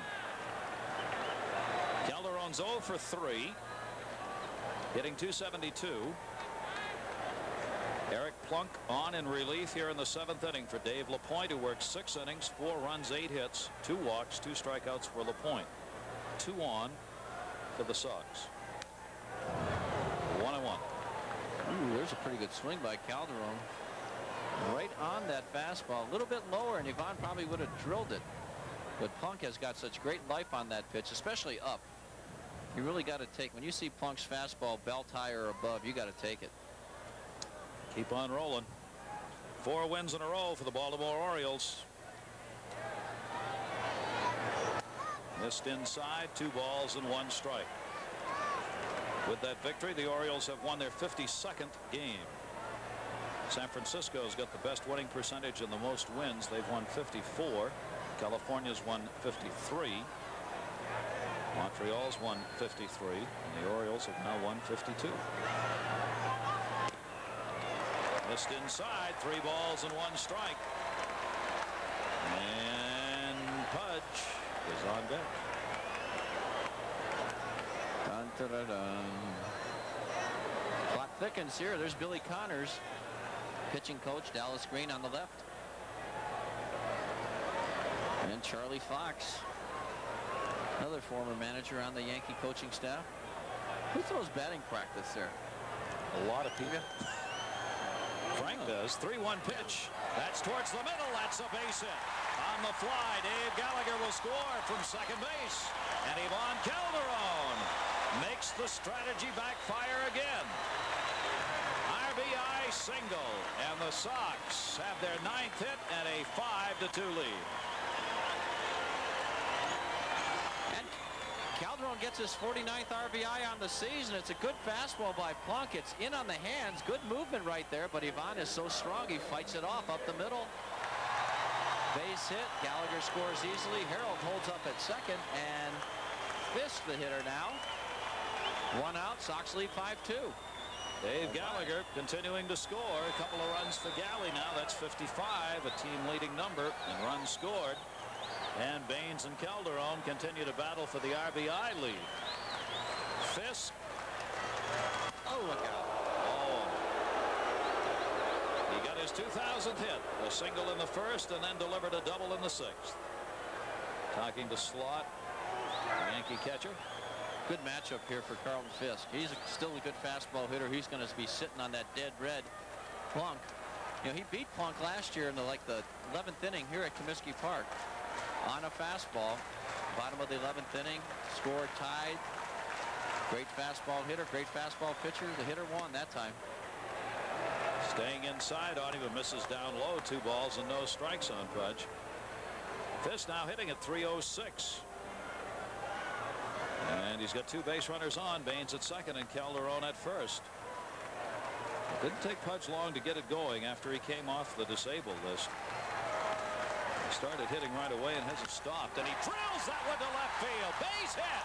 Harold Baines the turn. Polonia's throw cut off. They go to third. Calderon falls and is safe. Now out. He didn't get on the bag to stay. He started to slide, stopped, then went around the bag, got it, was safe, came off it, and was out. RBI single for Fisk, 6-2 Sox. Well, it's a good fastball. It's up and in, and Pudge gets the head of the bat out, and he nails it. Polonia with not a good throwing arm in left field, and that's why Baines can score with relative ease here. Ball thrown very short, and here you can see Espinoza can't find the handle, but he does at the end, and they call Calderon out. Check it out again. He drops it. Ball falls in front of him. Ivan makes the desperation move to get there, but he is out of there. 2 outs now, but a run score, 6-2 White Sox. Baines came across the score on that. What a night for Fisk. 3 hits for him, an RBI and a run scored as Martinez goes after the high pitch, strike 1. 10 hits for the Sox in the game now. 2 runs in here in the 7th inning, and they have a 6-2 lead. It was quite the play at third base. They were staring each other down for a second. Calderon and Espinoza. Oh, Slot got fooled on that one. Slot was coming up to make that catch, and he's going to go out and say, wait a minute. Let's get together on this. Well, let's check it out. Slot was definitely thinking. Now that's got to make a blooper film. That has got. Talk about a decoy. What was the call of the pitch? I don't even remember. It had to be a fastball because well, he thought it was a fastball and that turned into a breaking ball. Watch Slot. Looks like he's up. He's playing leapfrog. Look at the umpire. He never moved. That's one of the best moves I've ever seen. Yeah. 1-1 count. Slot had to protect myself on that one. 2 down. Fisk at first base. Martinez has a base hit straight up the middle. And so Martinez with 2 hits, and he's on for the 3rd time. He also drew an intentional walk. And the Sox pounding it out against Eric Plunk here. Now have picked up 11 hits and have 2 on for Danny Pascal. Some balls hit hard this inning off Eric Plunk.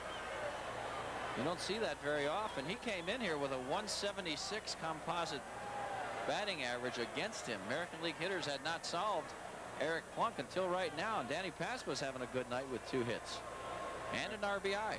Last time up, he had the RBI in his single. He's hitting .257, and he takes the fastball down low. So a big offensive night here for the White Sox, who have a very strong chance of moving into first place in the American League as team batting average here, as they've got that tied for third with a .270 mark, but just 2 points behind the Yankees. And that pitch is outside. 2 balls and no strikes. Well, they're definitely swinging the bats tonight. Those guys did not want to come in here with the team playing well. You'd much rather catch a team when they're down. Sox are feeling good about themselves. They feel like they can really mess things up this second half for a lot of teams and improve their chances. Pasco fouls it back. 2 balls and 1 strike.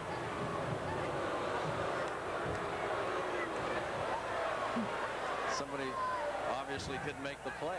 No, and got roundly booed for it. There's Fisk on at second base, and That's Martinez at first. Good crowd here tonight. You know, I really enjoy that when they boo one another like that. And have a little fun at the ballpark. 18,070 the attendance tonight. Yankees still a draw, and the Sox winning 4 in a row haven't hurt themselves here. No.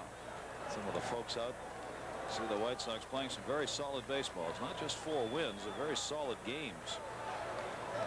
Pasqua fooled as he took something off it, but it was down low, and the count's 3 balls and 1 strike. Plunk struggling a little bit here. He can't stay ahead of the hitters. He's definitely struggling, giving up 2 runs already this inning, and a lot of balls hit hard. Started this inning off with that walk to Gallagher. 3-1, 3-2. Okay, runners will be going.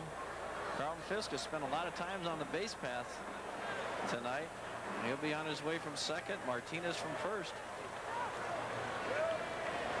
3-2 count, 2 away. 7th inning, 2 runs in for the Sox. Pasqua looking for more.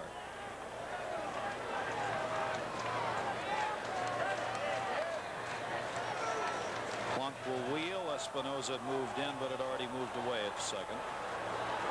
Just trying to hold Fisk a step or 2 closer than he might otherwise do, in case there's a base hit and they try and make a play.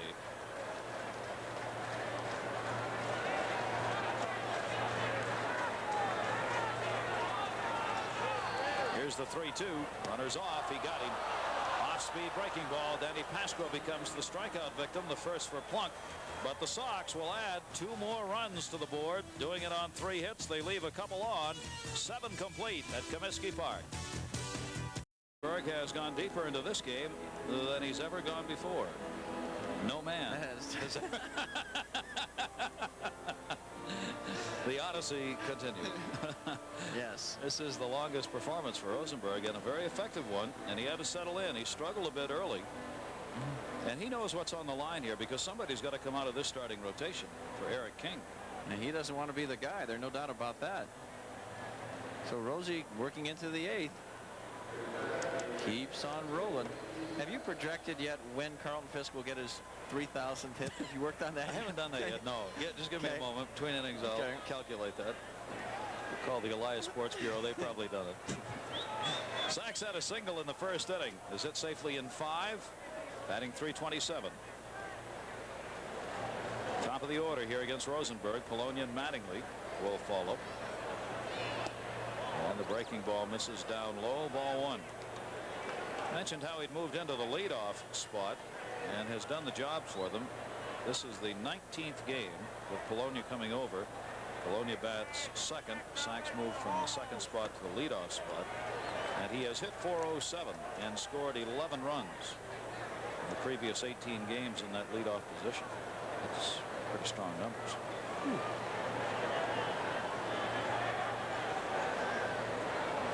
1-1 pitch to him. In the kitchen a little, and he fouls it off down the left field line. 1 ball, 2 strikes.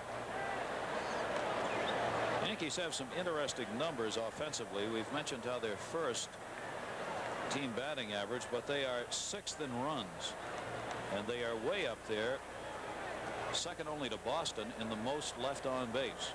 So they've not generated the runs that should have come with the average and hits that they've picked up, and they're 3rd in homers. So get the long ball working for them. The Twins pick up their 3rd straight win at home tonight, doing it against the Cleveland Indians. 5-2. Juan Berenguer won it in relief. 6-3. Jeff Reardon his 16th save. Sachs pops it up to shallow center. Gallagher. And Sachs is retired. Leadoff man down here in the 8th inning. Loss went to Doug Jones of Cleveland in relief. Kent Herbeck a home run for Minnesota, his 11th. Berenguer pitched 5 innings of scoreless relief, giving up just 2 hits. And the Twins win 5-2.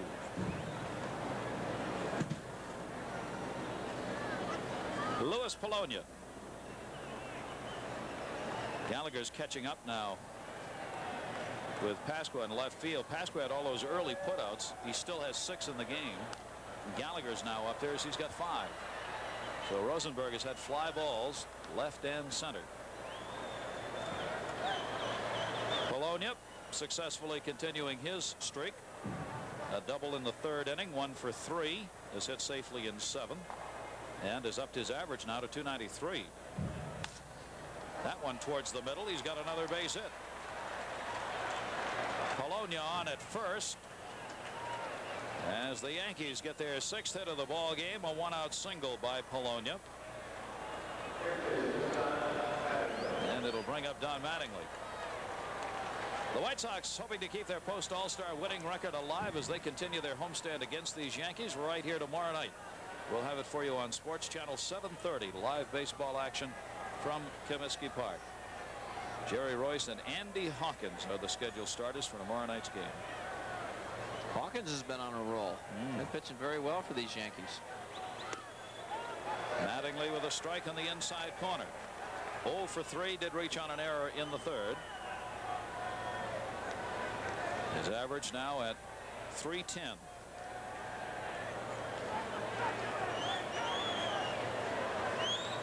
The Yankees star back to the old stance. Yes, sir. Boy, the beginning of the year, Donnie was so far off the plate, and his strength is on the inner half of the plate. I mean, his best strength. He can still hit the ball when he gets his arms extended out over the plate, hit line drives to the opposite field, but inside he is just murder. Makes it outside. Again, Mattingly's up there among the toughest to strike out. That's consistent for him as well. He's only struck out once every 29 at bats. Patterson, the left-hander, he'll against the right-hander for the Sox. 1 down here, 2-1 count on Mattingly. Polonia at first base. And Mattingly goes to left with it. Danny Pasqua's there. And there's his 7th put out. So he gets Mattingly, and Mattingly's 0 for 4. Rosenberg has done the number on a very tough hitter tonight. Even though he's hit the ball hard, he's hit it at somebody. 2 down. Bye-bye Belboni. 0 for 3 tonight. Designated hitter, batting at 250.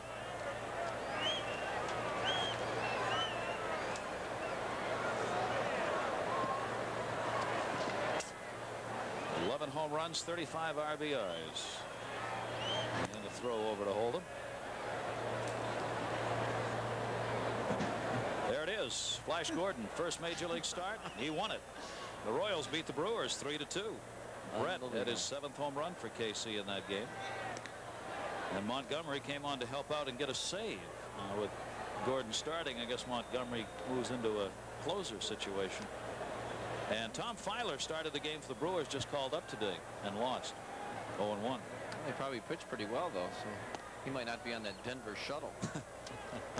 Well, I'll tell you, guys, nowadays, I don't know if they're being rushed to the major leagues or what, but it's like they're on a yo-yo, back and forth all over baseball. These guys maybe don't belong at the beginning, and they're constantly being shuffled back and forth. I don't know how good that's going to be for some of these guys' careers. How much that has to do with a 24-man roster, whether or not there'd be less of that if you had that extra man on the roster. Make any difference? Well, it could if the guys you're talking about have the little minor injuries. I think that could have an effect on a guy can't play for a day or two. You don't want to keep him like that, and so you shuffle him back and forth in that manner rather than putting him on a disabled list for 15 days or so. But I think that's a good point, though. You know what I think happens is what's going on is that the clubs are trying to stay at 9 pitchers and keep the extra player on the bench. But when they run into trouble, they can't do it when pitchers are throwing a lot or they're not getting good performances, so they start sending people back and forth to get another pitcher up. Yeah. Sending the fielder down. Melboni takes the strike. It'll be interesting to see during the negotiations next year for the contract whether or not the players press hard for that issue of that 25th man requiring the roster to have 25 active or not. It's been a few years since they've gotten away from that, so I don't know if that's going to be something or not. Melboni just out of the reach of Ozzie Guillen into left field. Polonia makes the turn. Pasco will throw to second base. And the Yankees, with 2 down, have runners at the corners on Melboni's single, putting runners at first and third. Oh, Melboni got one where he can get his arms extended. He nailed it. He gets ahead in the count. He's a very dangerous hitter. Looks like that may be it for Steve Rosenberg. He's gone deeper into this game, as we said, than any other time in his young career. So the 24-year-old left-hander has been very effective here tonight. He'll probably conclude his work right here. But certainly a successful night as Steve Rosenberg goes 7 2/3 innings in this game. The Yankees picked up 7 hits off him. One of the 2 runs is unearned.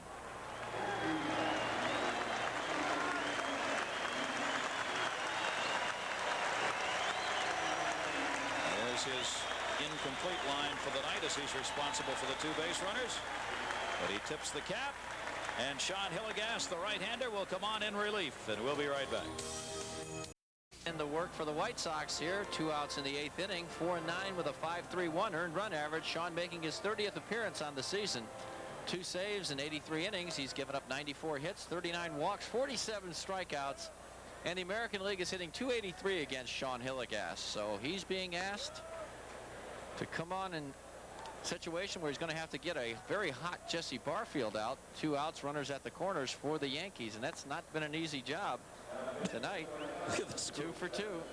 The lineup. Yeah. Had all 5 of them there for a minute. Yeah, Kaiser, Polonia, Martinez, and Guillen. Boy, there's a mixture of body structures, isn't there? And Lee Elia wasn't there. The Endorf, or whatever the heck those things are when you study. I didn't study too much, but there you see what Jesse Barfield has done. If anybody in the Chicago area didn't read Mike Royko's column today, I think you should read it. I couldn't believe it. Barfield. Is that in the funnies? Yeah. And it's a wild pitch by Hillegas, and Polonia will score. Hey, he swung at that pitch. Believe it or not, they better make an appeal right here. They do get a run, 6-3 now. White Sox lead cut to 3, but check out this swing by Jesse Barfield. He's completely fooled by that pitch, and he went way around on it. I hope somebody saw that. Yeah, he did. Home plate umpire did. He got it. Mary Young had the call. Strike 1. Now, Royko's column was on dwarf throwing and bowling. If you haven't heard of that, it's incredible. I've seen dwarf throwing. Have you seen that? Yeah. I never heard of such a thing. Yeah, they do that. You were mentioning body sizes. Yeah. They pay guys to come in and work the bar, and now they have dwarf bowling. Put them on a skateboard with a helmet. Do you believe that? That's awful. It's unbelievable. I'd never heard of it before. 1 ball, 1 strike. That came up when those 5 guys were standing over there. We're talking about body sizes, and I thought of Royko's column. 1-1 count, 2 down. Sean Hillegas. Good hard slider on Barfield. 1-2. Well, he's got Jesse a little bit confused up there by that. The first and the third pitches. He should be sitting up there with a 3-0 count right now. He's behind 1-2 just because of that real sharp rotation, sharp break on the pitch because of the very tight rotation on the breaking ball by Hillegas. It's not a laughing matter either, Jess. Barfield's talking You're to 1 and Fisk. 2. Yeah. What was that? You're 1-2 now, sir. 2 down, a runner at second base. 6-3, Sox leading. And the hard pitch is outside. 2 balls and 2 strikes. Jerry Royce and Andy Hawkins tomorrow, and then Greg Hibbert and Clay Parker, the scheduled starters on Wednesday in this 3-game set. Here's Brookins waiting on deck.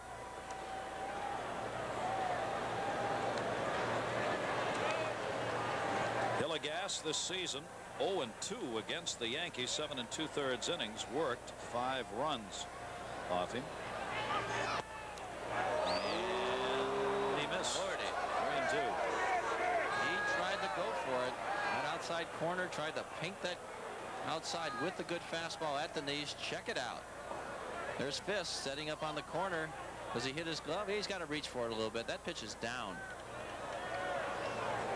Let's see what Pudge calls here for Hillegas. 3-2, 2 down. Balboni at second base. And he walked him. Just missed outside with it. And Hillegas puts on the first base runner he faces, and now it gets into dangerous territory because now the potential tying run is going to come to the plate. And we are going to get some action on the Yankee bench. Mel Hall will pinch hit for Tom Brookins. Yeah, this is not the guy you want to see up there in this situation. Hall hitting .279, but he's got power. 8 homers, 28 RBIs in only 154 at-bats. Pretty good pinch hitter, too, Gary. Well, no, it's on base. Well, he's 2 for 12 as a pinch hitter, so not that hot in that category, but he's a good hitter. I would think that Jeff, did he have a lefty throwing? He had Patterson up. Yeah, okay. Might be a time to use him because Hall has not had much success against left-handed pitchers. Let's see, Hall hitting only 154 this year against lefties, 4 for 26. Does have a homer and 8 RBIs, but there's no lefty to go to right now, so Hall will face a right-hander. Patterson had been up earlier, but now it's Thigpen on your left and Don Paul on the right who are warming up. And Mel Hall, look at the size of that upper body. Oh, whew. You know what he does? He lives in Canada and he works out with the Canadian weightlifting team. Lifts moose. Yeah. Big moose. Big moose, big antlers. He's a strong man. He is a strong man. 8 home runs, 28 RBIs, but he's been on a long ball tear of late. 4 home runs, 14 RBIs in his last 15 starts. And he takes the pitch down low, ball 1. Hall had been on the DL. He came off the DL on May 26th for the Yankees. And with him on the bench, a little extra power. Balboni's at second. Barfield is at first, having drawn the walk. 6-3 Sox leading. That one down the left field line, foul territory. Martinez will get there and make the catch, and that's the inning. So Hillegas gets out of that one. The Yankees will get a run on a wild pitch and a couple of hits with 1 left. We go to the bottom of the 8th. Mel Hall pinch hit in that last inning for Brookins, the third baseman. So with the White Sox leading 6-3 in the bottom half of the 8th, Mike Pagliarulo comes on to play at third now for the Yankees. And the new pitcher, old familiar name, Dave Righetti. Big left-hander, 2-2 on the year with a fine 2.41 earned run average. He's making his 32nd appearance. Rags has 16 saves, working 41 innings, 43 hits, walking only 13, so he's got good control while striking out 33. Dave Righetti, the left-hander, he's been a great pitcher over the years for the Yankees. American League hitting .276 against them this year. He's become more of a finesse pitcher over the last couple of years, having lost a little bit on his fastball, but still has an above-average major league fastball with good breaking stuff. Rags has not been on for a while for the Yankees. The last time he pitched was on July 8th against the Boston Red Sox when he got his 16th save. So Righetti will be facing Mormon will lead it off here. Russ Mormon, then Ozzie Guillen on the top of the order. Dave Gallagher. 6-3. Sox on top, out hitting the Yankees 11-7. Looking for their 5th consecutive win. And trying to beat a left-hander. Dave LaPointe, the starter and pitcher of record. The Sox 10-21 against left-handed starters this season, with a chance to add to that number here tonight. Righetti's 0-1, and Mormon takes it outside. The rookie batter against the 30-year-old veteran left-hander.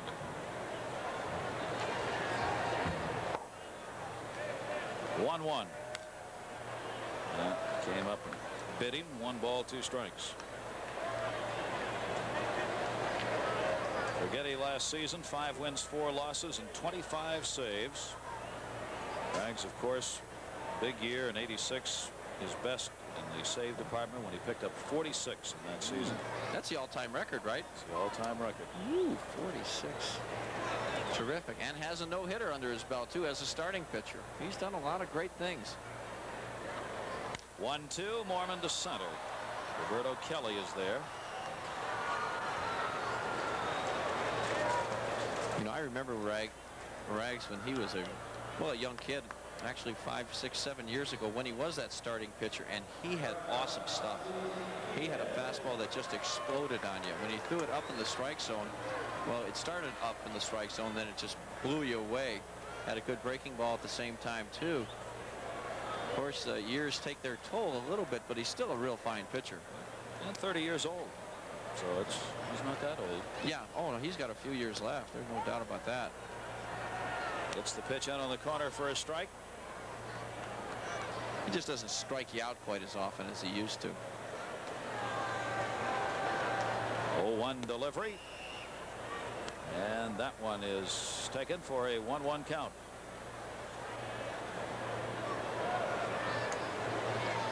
One ball, 1 strike, 1 away. Guillen trying to keep an 8-game hit streak alive here. Pops that one foul into the stands outside of third. Now, see, Righetti's a little different from LaPointe. He's got that good hard slider that he can throw to the left-handers, change speeds with it as well, throw the curveball, crossfire a little bit. So he's a lot tougher on left-handed hitters than would a Dave LaPointe.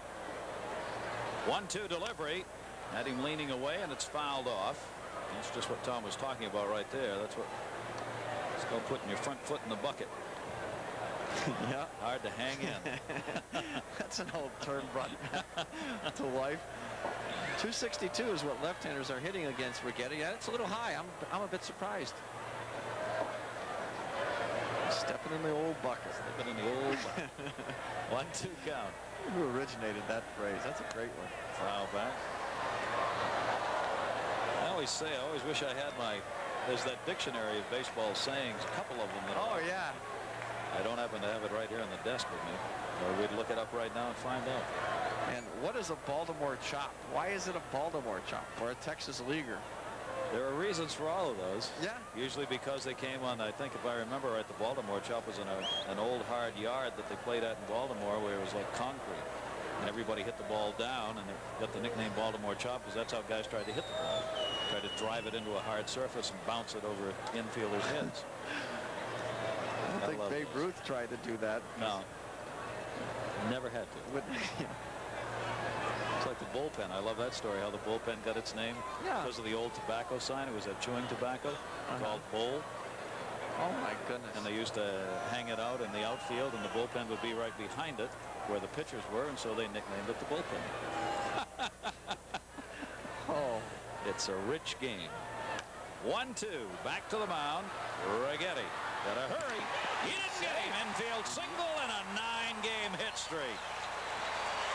Go ahead and hustle Ozzie. Boy, he got there in a hurry, didn't he? Righetti had to play this ball a little bit conservatively because it was kind of taking a funny roll. Now, see, Rags is falling off the mound to the third base side, so he doesn't get to it quite as quickly. Makes a pretty good play on it, but Ozzie is definitely safe. Now you see the swing. You don't want to pattern yourself on that one, but Ozzie, great hustle here. And he is in there. Base hit. 9-game hitting streak. And the White Sox now have their 12th hit. Guillen at first base with 1 away for Dave Gallagher, who has scored 2 runs, reaching on a walk and a single. In the 7th inning, after that walk, he was balked to second, which set that whole inning up. After he got balked to second, they intentionally walked Baines to get to Calderon, who had an RBI single. And then Pudge would follow with a single and an RBI. Speaking of Pudge, what was your question before? What year will Carlton Fisk get his 3,000th hit? At the current pace, his 3,000th hit would be the 4th week of August, 1997. Okay. Runner going, throw to Guillen, is in the outfield. Guillen's got a stolen base, error on Slot. Guillen goes to third.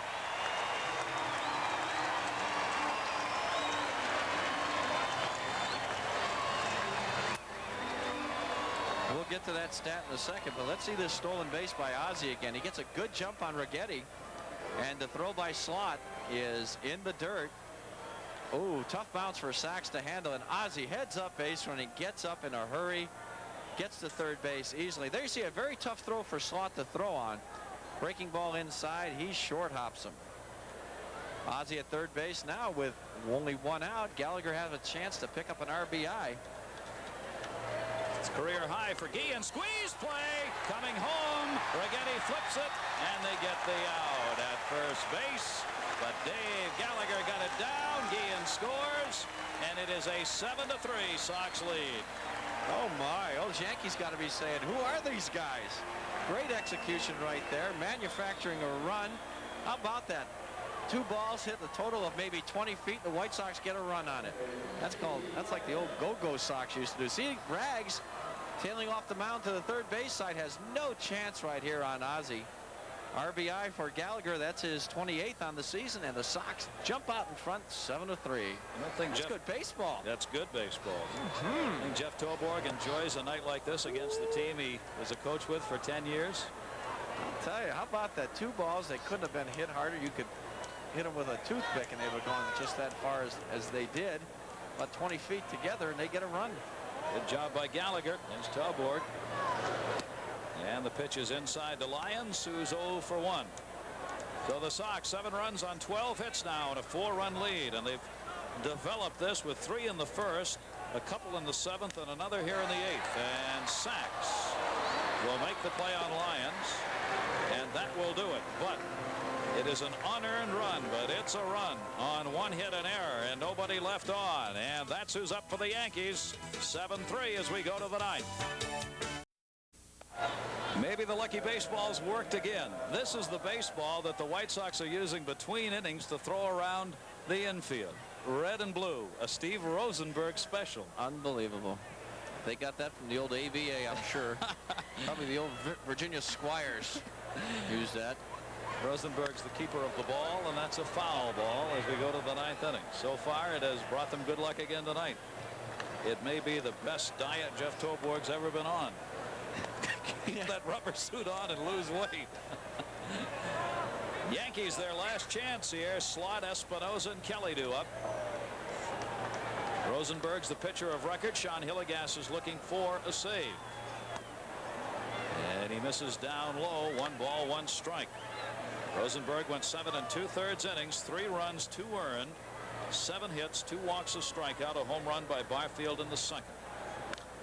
And that's down the line, curving towards the stands, and no play for Paciorek. Our next broadcast right here on Sports Channel will be coming up tomorrow night. Yankees and White Sox in Game 2 of the 3-game series. Andy Hawkins and Jerry Royce. The scheduled starters will be here 7:30 tomorrow night. Yankees and Sox. Great to have you with us here tonight. Gary Thorne and Tom Paciorek in the 9th inning, where the Sox have a 7-3 lead. And it's fouled off again, fighting it off Slot. White Sox with 3 in the first inning. Baines has 2 RBIs in tonight's game. They've really spread them out. Gallagher's got 1. Calderon's got 1. Fisk, Martinez, and Paciorek. Everybody's helped out. Sean Hillegas coming on for Rosenberg in the 8th inning. Walked the batter, then got the final out in the pop-up, and now trying to finish it off here. Slot hitting .279. Takes it outside. 2 balls, 2 strikes. Note tonight, the San Francisco Giants may be without Kevin Mitchell for a while. X-rays today on his rib cage, which has bothered him, showed he has inflammation in his lower back. Swung on and missed. He got him. Hillegas gets the strikeout. Slots retired. 1 away in the 9th inning. Here's an outstanding breaking ball by Hillegas. Check it out. It looked like a curveball down and away right on the corner. Don Slott usually is a good hitter in that area, down and away, but he is fooled by that pitch, so there's 1 out here in the 9th inning. Hillegas now will work to Alvaro Espinosa, the shortstop, 0 for 2 and a walk tonight, batting at .266. And Espinosa takes the pitch down, low, ball 1.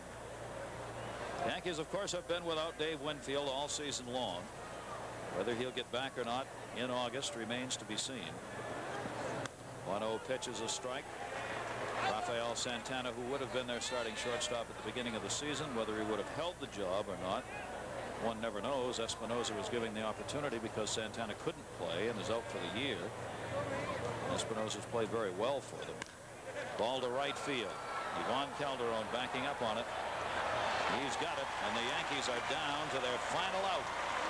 Hillegas with a chance to wrap it up. Roberto Kelly will be coming up. Sox are leading 7-3 and a chance to have a 5-game win streak. American League Finals, Toronto, the first game beat California 6-4. Leading in the second game, tied now 4-4 in the 6th inning. Baltimore beat Seattle 8-4. Detroit over Oakland 2-1. Minnesota beat Cleveland 5-2. Kansas City over Milwaukee 3-2. And Hillegas is in with a strike. Texas has now jumped on Boston 12-6 in the 8th inning. Roberto Kelly 0-1. Bounced in the dirt. 1 ball, 1 strike. Houston beat the Mets 6-0 in the first game and 12-3 in the second as they took a doubleheader. Philadelphia beating Cincinnati 4-1. Montreal over Atlanta 5-2. Pittsburgh and San Diego are 1-1 in the 5th. San Francisco leads St. Louis 8-4 in the 3rd. Chicago on a Grace home run got 3 in the 1st. Inside corner strike. 1 ball, 2 strikes. Fans up. Final strike for the Yankees. Roberto Kelly trying to keep it going. Hillegas trying to shut it down. 1-2. The right shoulder of Larry Young, the home plate umpire, just a little jump. But it's a ball missing outside.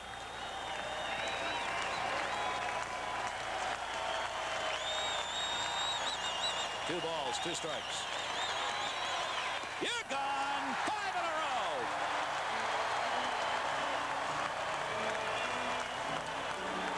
Hillegas gets the strikeout. And the White Sox, with their very hot manager on his way to the mound, have now won 5 in a row, 7 in a row at home. And Pudge, a big night as he picked up his 2000th hit and his 2001st hit. And the Yankees suffer the 4th loss this season to the White Sox. Another fine all-around performance. Pale Hose win it. Our final, Sox 7, Yankees 3.